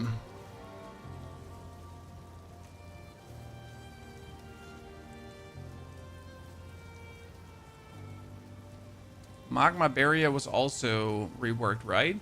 now passively increases your chance to block while active. Over time, it charges up with lava. While fully charged, your next block with your shield raise will spray lava in front of you and grant you an endurance charge. Now grants 25% increased block chance. Magma Spray has added fire damage per evasion on shield and has a radius of 2.8 meters. Magma Spray deals base offhand fire damage at gem level 3 to 20. It's a gem level 3 actually. Previously 23 and 680. Okay, more. Quality improves block chance.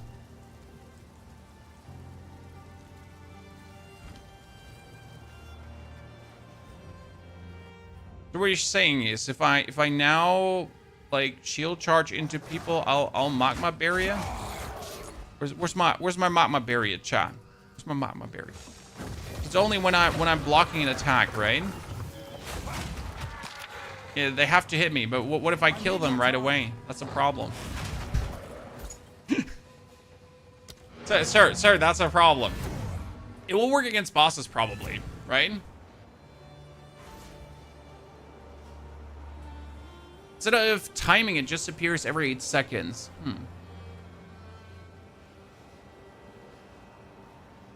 A current magma requires a perfect block. Okay, but now, like, the difference passively increased block. Over time, it charges up with lava. While fully charged, your next block of your shield raise will lava in front of you. I mean, it should work. It should work. Especially against bosses. So we could potentially use this against bosses. I mean, you're probably still better off using the, like, the Herald of Ash. Because while active enemies you sufficiently overkill with non-herald attacks will cause an explosion, which means if I Stomping Ground shield charge people, then I will just Herald of Ash explode, right? So the thought is that, yes, sure, Magma Barrier could work, but why use Magma Barrier if your Herald of Ash is just going to, like, absolutely explode everything to the shits, right? And then we actually have, like, you have your shield charge itself do damage, and you have the collision of the shield charge do damage, right? And then you have the Stomping Ground do damage as well.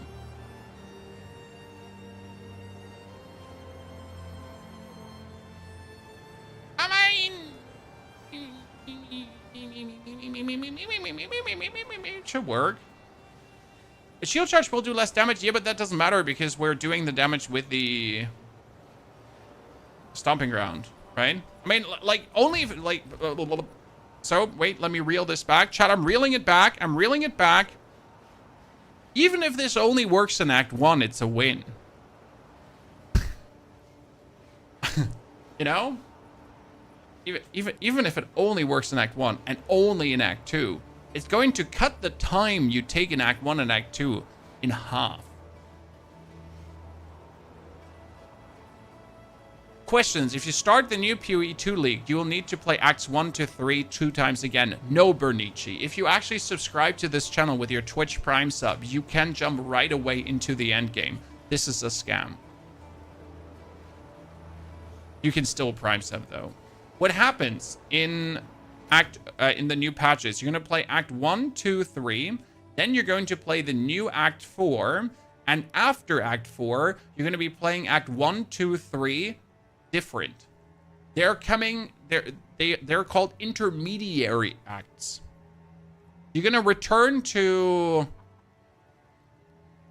this area, to Clearfell, to help Renly rebuild the town and fight some new bosses.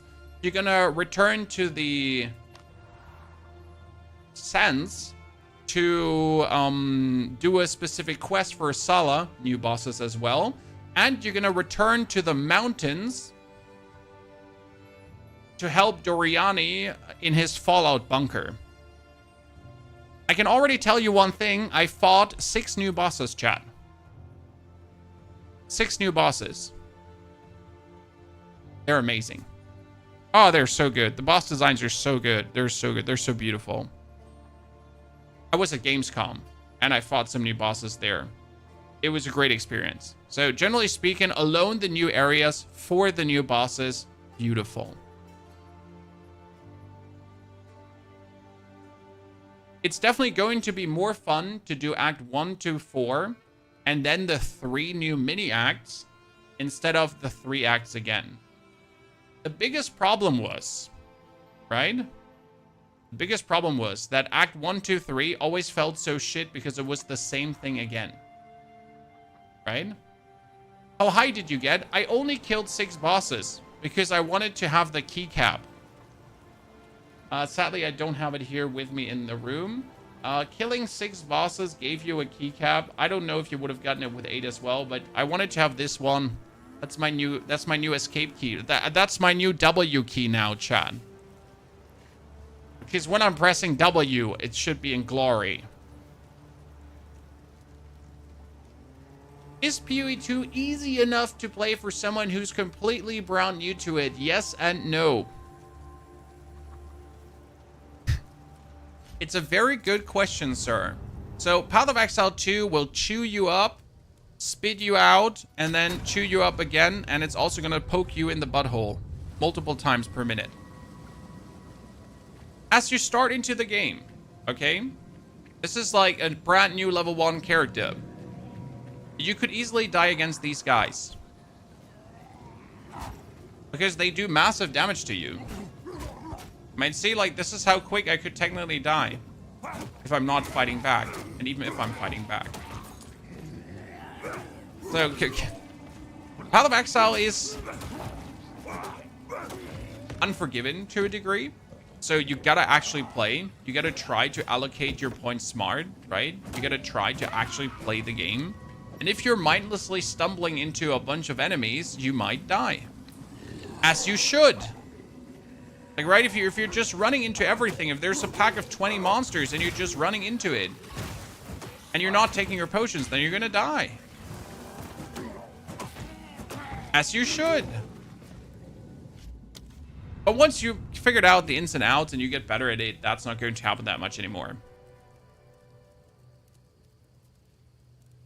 I get scammed so hard at Gamescom, I killed 7 in 20 minutes, and only afterwards they told me I don't get shit because they ran out. I'm so sorry, my friend. I was there on Thursday in the morning. I didn't have to stand in a queue. There were like 3 other people with me. That's how you do it. Just tell him to follow a build guide. I do believe the game is really intuitive. I do also believe that not following a build guide might make the game less fun. Depending on what kind of gamer you are. Right?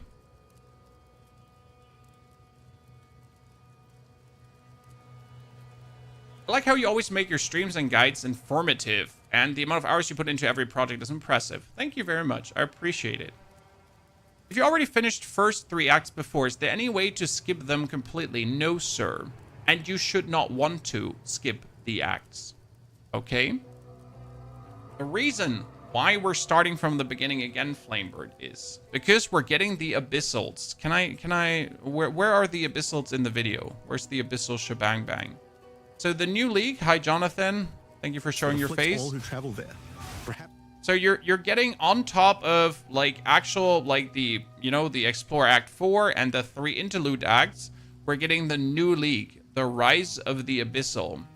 And the Abyssal are going to be like these fissures that are opening up, and you're going to be then having to fight off the shitters, right? I don't actually know where it was in the video, the Abyssal stuff. Ah, there's the Abyssal stuff, right? This is going to appear all the way through the world, and it's going to give you cool loot, and it's actually going to be quite fun to play through. So you kind of should want to actually, like, it's going to be a different kind of way of playing through because you experience that. I'm overwhelmed. It's only because I haven't played the game in a month. We will do one leveling 1 to 60, or at least 1 through Act 3 to get onto it again. So expect tomorrow, ladies and gentlemen. Tomorrow I'm going to play a warrior, and I'm going to also play a mercenary, and both are going to focus on just Act 1 to 3. I'll just want to go through the motions another time. I just want to see how it feels. I want to play a bit around with the skills, even though they're weaker. So yes, we will try out Fissure. We will actually probably play a little bit of Ripwire Ballista as well, right? just to kind of witness how good is it to play through. Obviously, we can't really use shield charge stomping ground, but we're gonna go through the motions another time just to vibe back into it. Okay, just to vibe back into it. Any chance to play dual wielding yet? Nope. You still need Giant's Blood to actually do dual wielding. How they balance the build variety. The build variety is definitely going to be higher. Generally speaking, if you haven't played in a while, they did a path over a lot of skills, and the intention was to lift up bad skills and also bring down 2 good skills. Generally speaking, the game should certainly be more balanced. They also made monsters more squishy. They made defenses be more defensy, so definitely surviving should be easier. For example, as a mercenary, you always had the problem that you had armor and evasion, and the mix was a bit shit. So technically focusing on one is better. But now we're going to get evasion, and we're going to also get deflect rating. So we're going to have armor lowering damage. Then we evade stuff that we couldn't lower. And if we get hit, we still have the chance to deflect, which also then reduces damage again. That gives us 3 layers of defenses as a merc, for example, now, with armor, with evasion rating, and with deflect. And that's actually pretty damn cool. They buffed the Deadeye that's not balanced to me.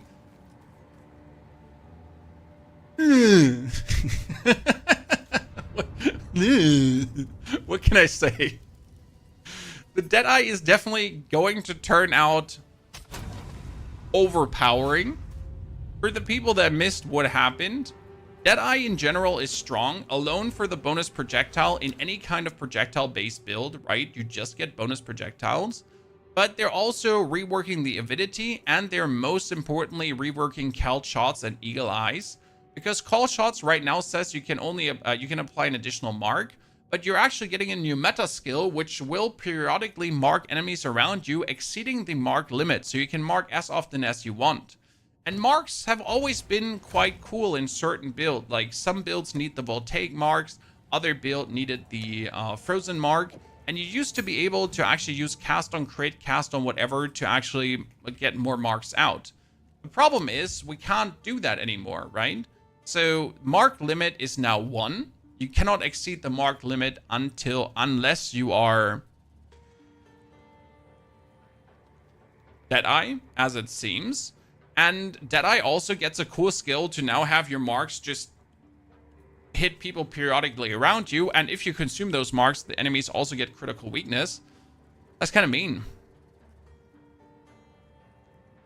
That being said, I think as strong as Deadeye is, as powerful as it might be, it's going to be a try-hard choice. Does that make sense to you? So, like, for example, a lot of my Merc builds, my Merc Grenade builds that I play here, they were actually their strongest on a Deadeye. That doesn't mean that they were weak on a Mercenary, right? Why strong on a Deadeye? Because you get 1 bonus grenade, which is actually insane, right? So if you do like 15,000 damage with all your explosive grenades, and you get 1 bonus grenade, that's another 15,000 damage on top. Now, the thing is that, obviously, if I wanted to try hard and really sweat my butt cheeks off, then playing the Deadeye made sense for the bonus projectile. But that was really for, like, absolutely sweaty butt cheeks clapping, like, maximum super whatever. And I'm okay with this existing, right? I'm okay with this being a thing for people that want to sweaty try hard.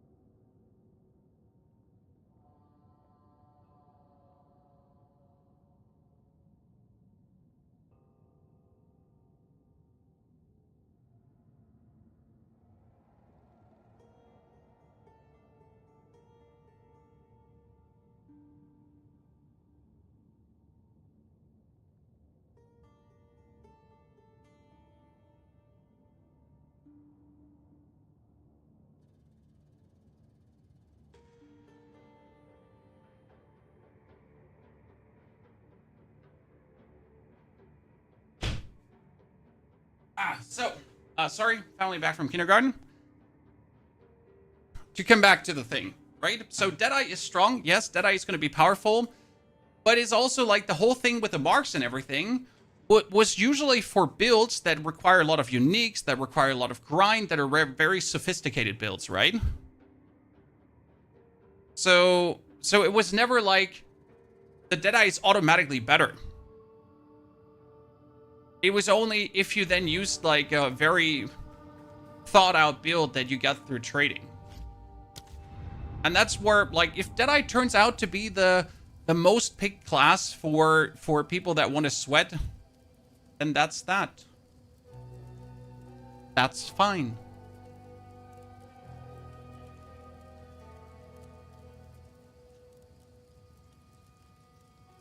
I see it completely different. Playing anything but Deadeye seems like tryhard if Deadeye turns out to be the best currency farmer in this trade-focused game. Haha! Haha! See, that's a very interesting point you bring up there, Only Half Drunk. If you want to participate in the meta game of farming up, farming currency, and trading, then I fully agree with you. But that's 5% of the community, 10% of the community. When I play the game, or I try to play the game like 90% of the community does. Right? And 90% of the community is not sitting around farming currency. They're not logging in every day to grind the Trials of Sekimas with the right things to get the maximum amount of stuff out, to then go into the trade to earn their divines to, right? That's not how the big part of the community plays the game.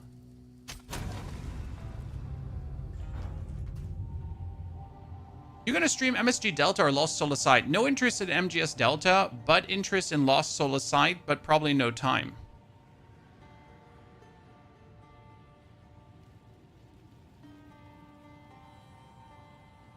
I will say, yes, if you are interested in playing the meta game, if you're interested in tryharding, again, right? Then you definitely should play Deadeye. I just try to vibe out and make my own build work. Exactly, and that's why you don't care about Deadeye being too strong. This is the whole discussion of also in Diablo 4. I'm going to bring Diablo 4 in right now. So even if you know that in Diablo 4, one class is the best class, or one class is or one build is the best build, what do you care, right? What do you personally, trying to have fun, care about this, right? Whoever is the highest leaderboard finisher, what do you care? What does that bring you fun-wise? What does make you enjoy the game more or not? Correct? Yes, we all want good working builds, right? You don't want to struggle. You want to beat Act 1 to 4 without too much struggle. You don't want to get stuck on the Act 3 end boss because your build sucks. Yes. But you don't need the best build in the game for that. What do you think will be the cooldown reduction on the new Mortar Totem, like 80%? I hope it's going to be a lot, Hemte. What's Hemte saying, Chad? The Mortar Totem reads... Mortar Cannon. So the Mortar Cannon reads, raise a cannon which uses socketed grenade skills with significantly improved cooldown recovery rate. Now... How much is significantly improved? Care to gamble? Because the only thing that's holding back a grenade build right now is after you shot all your grenades, your cooldown recovery rate. The standard cooldown recovery rate on an explosive grenade is 5 seconds. Is it 5 seconds? Yeah, it's 5 seconds. Because obviously we're playing like gems to increase, like here we play something like Scatter Shot, and we have the payload gem and all that kind of stuff that reduces the cooldown recovery rate. So without this, we would be sitting at 2.94 seconds. But if it says significantly increased cooldown recovery rate, it should work. Can we have 2 totem skills with different grenades though? I don't think so. Chat. I don't think we are able to get 2 mortar cannons with different skills in. But how many how many grenade skills can we put into this? So, different question. Different question, chat. But how many grenade skills can we put into this?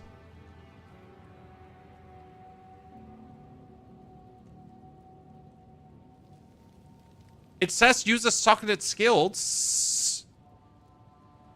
Why only one? It says it uses socketed grenade skills.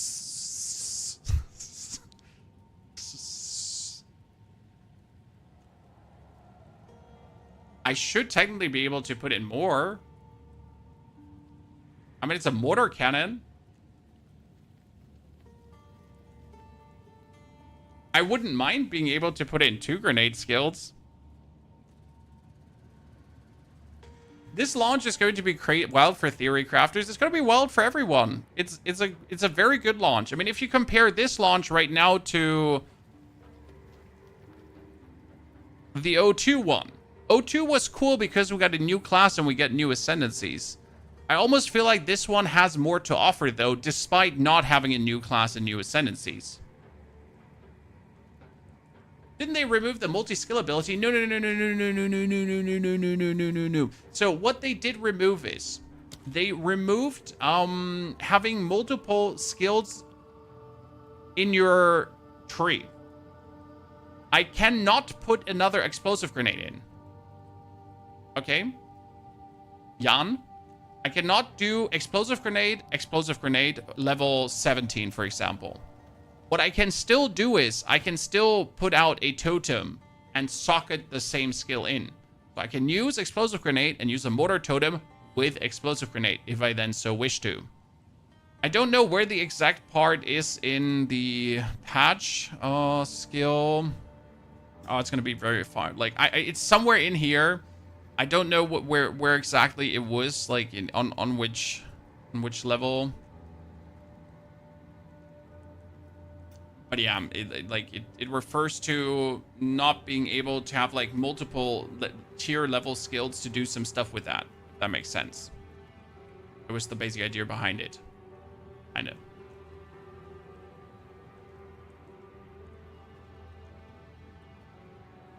And yes, I will definitely want to use the beautiful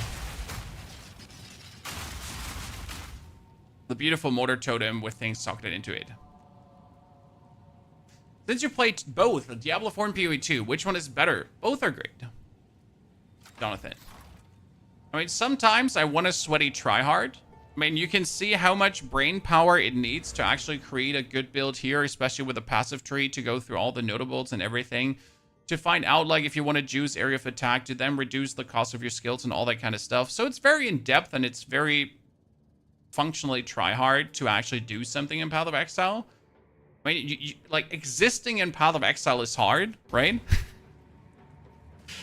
Like, even with a very well-built character, if I now go into the endgame, right? If I now do a tier 15 map, or even if I just do a tier 10 Waystone, I need to actually play the game.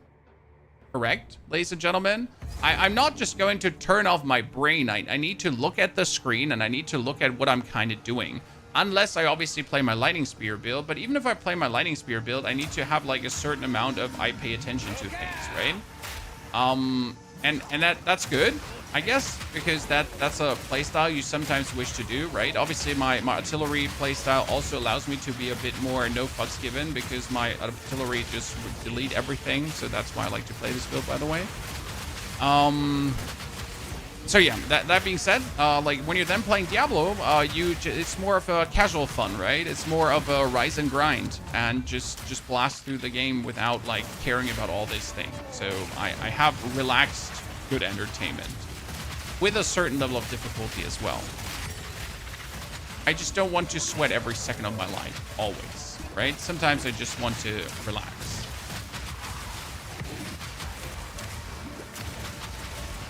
Do you think at some point you'll be able to skip campaign? No. Like, if you play Path of Exile, the campaign is the game.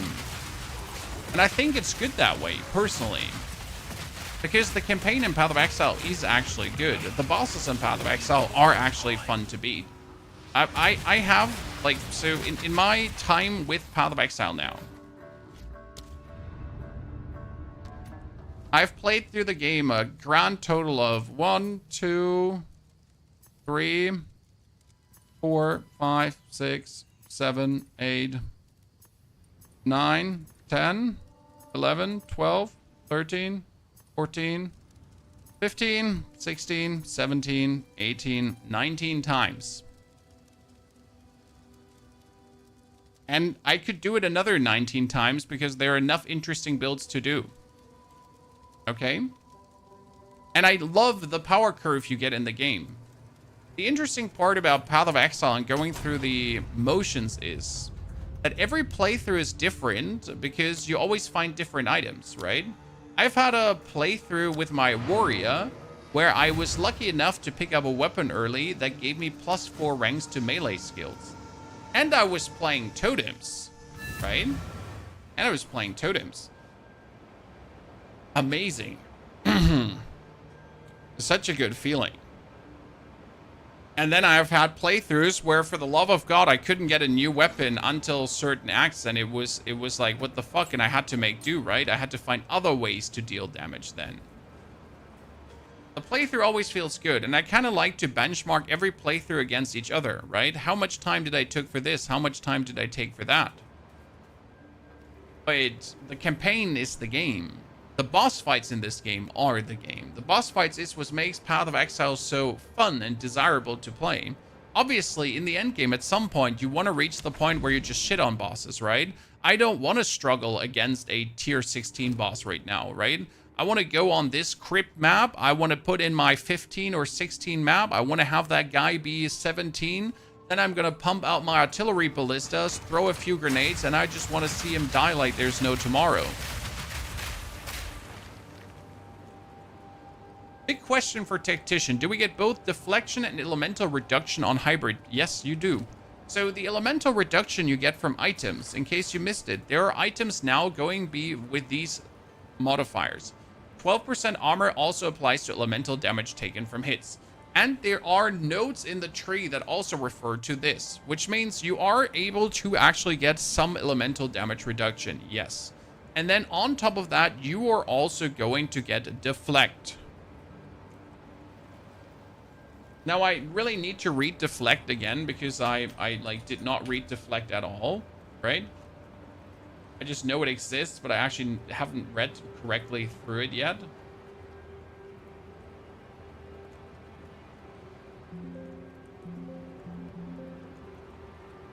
How does deflect again work exactly? I mean, you can get deflect also on items, so you can get items like this, right?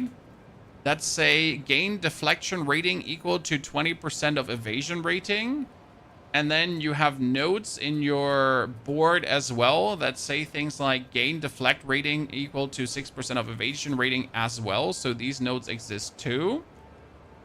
And deflection is the new mechanic tied to evasion dex, similar to spell suppression. Deflection will be gained through armor modifiers and passive tree points, and deflection rating provides a chance to deflect damage from hits, preventing 40% of the damage from those hits and ailments they inflict. And as far as I understood, that deflection also can deflect area attacks. Okay? So it does not only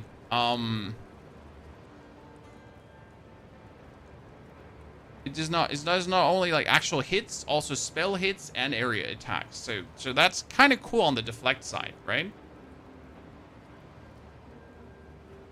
I never had such a hard time picking a class. You really the one thing you need to look at right now is which cluster of classes do you want to play? So if you want to do a warrior, you'll have access to Titan and Warbringer. Smith of Kitava, let's ignore that, right? So since we can swap Ascendancies, you get 2 to choose from. If you go for Mercenary, you can do stuff with the Gemling Legionnaire, and you can do stuff with the Tactician, which also opens up totems. That's kind of nice. Whereas the Witch Hunter is okay, but so-and-so, right? For the Monk, you can actually do Acolyte and Invoker. Both are going to be fantastic. And for the Sorg, you at least have the Stormweaver and the Chronomancer, where Chronomancer is not too bad. I mean, at, like, Infernalist, you would also open your way up to 3 playstyles, right? So Infernalist might be one of the more intriguing things, as like Blood Mage is in a good spot, Lich is in a good spot, and also the Infernalist. All 3 are in a good spot. That's pretty nice, just so to think about. Nevid, thank you very much for your 60 months. Nevid, welcome back, brother. Hope you're doing well.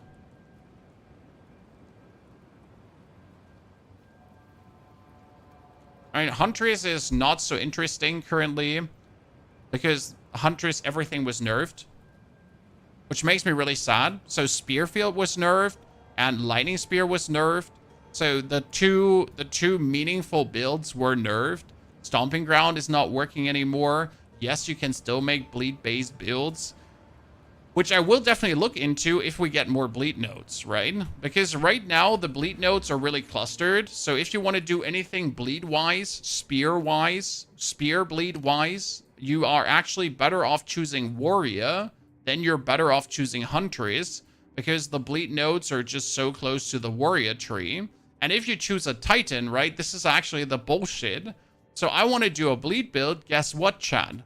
I'm better off choosing a Titan, because the Titan obviously increases all the magnitude of bleeding nodes by 50%. So instead of getting 10%, I get 15% everywhere. And that's just amazing, because I only have so many magnitude of bleed nodes, right? There are not too many there. And then you have like the magnitude of ailment nodes also that you could be taken. Right? That was here. That was magnitude of ailment. Exactly. And the magnitude of ailment would also be increased by our friend. So, yay. Right? Where would I even remotely look at not playing the Titan? Gemling can already use extra support gems if they get something different. Yes, and nowadays, the amount of red support gems you have reduce your critical strike damage you would take. So no critical strike damage bonus. If you have more blue gems than red gems, you get more skill cost reduction. And more green gems has you not get any movement speed penalty from any skills. I'm torn between Monk, Acolyte, and Witch with Lich and change to Blood Mage later. I would probably start with Lich because that is a safe playstyle. So going for like doing anything with the Lich and the Blood Mage is super safe. Where the Acolyte gotta be evaluated how well it actually turns out with a Black Flame Keystone passive and other shenanigans. I do think the Acolyte should turn out good, but I might want to wait for someone to go that way for me first, right? Titan could be bonkers with new clusters and reduced AoE sources in general. Guess we have to wait for data mine data. No, you don't have to wait for data mine data. We just play the game on Friday, right? My plan right now is more or less, I will log in on Friday evening.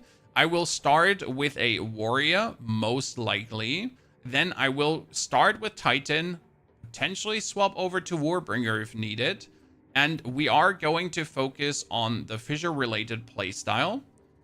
If that does not work out, we'll instantly swap to the Mercenary to do the totem-related playstyle for the Mortar Cannon. And on Saturday, Sunday, you already have like your first guides regarding these things. That's at least the plan.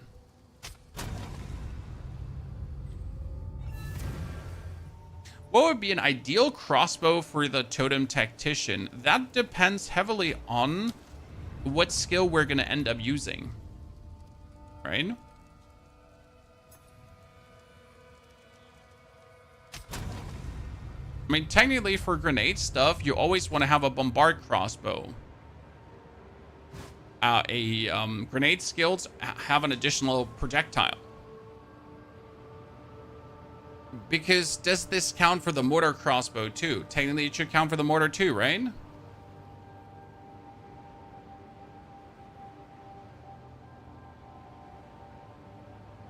Minions will be good because minions can't miss anymore. That's really nice. Well, I will definitely put the Merc Totem build out, don't you worry. I mean, palm your face, we already have the Merc Totem build, so the actual Artillery Ballista Merc exists. This is an existing build, okay? The Artillery Ballista Merc exists and is strong and powerful and brilliant. And it will only get stronger with the next patch because the artillery ballista and the ribwire ballista each are now profiting from your actual weapon. So if you have a weapon that has massive, insane damages, then your artillery ballista will also do massive increased damage, which is quite freaking nice, to be fair. And you can also get another artillery ballista. So the actual build that I have here right now is already stronger, right? Like, even if you don't go for the mortar-based build, the actual totem-based mercenary is strong. Yes.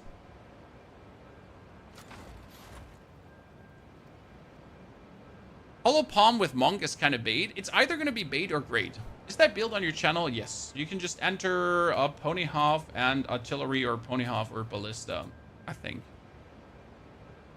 Right? Let's see. And we also have a playlist on the channel with everything, so just saying. But seriously, if I enter Ponyhof and artillery here, this is the tactician. This is the artillery. Screen clears. There you go. Got it. But there's also a playlist on the channel. Generally speaking, all the games have playlists, chat, in case you have never checked out this tab. So we have, like, here was Wu Chang, Dune, Claire Obscure, Atomfall, Titan Quest 2, Dragon. Oh, there's Path of Exile. See, full playlist has everything in it. Everything in it. Everything, with including a lot of streams and all that kind of stuff. So it's full.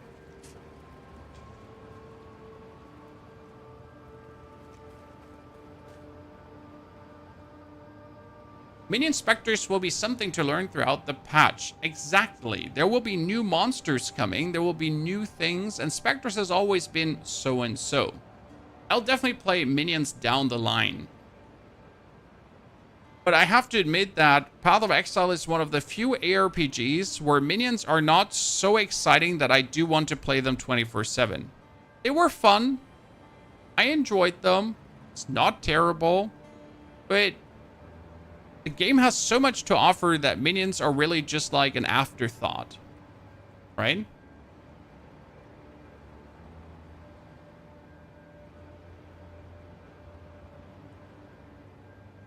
Hollow Palm looks fast enough for me paired with Shayula.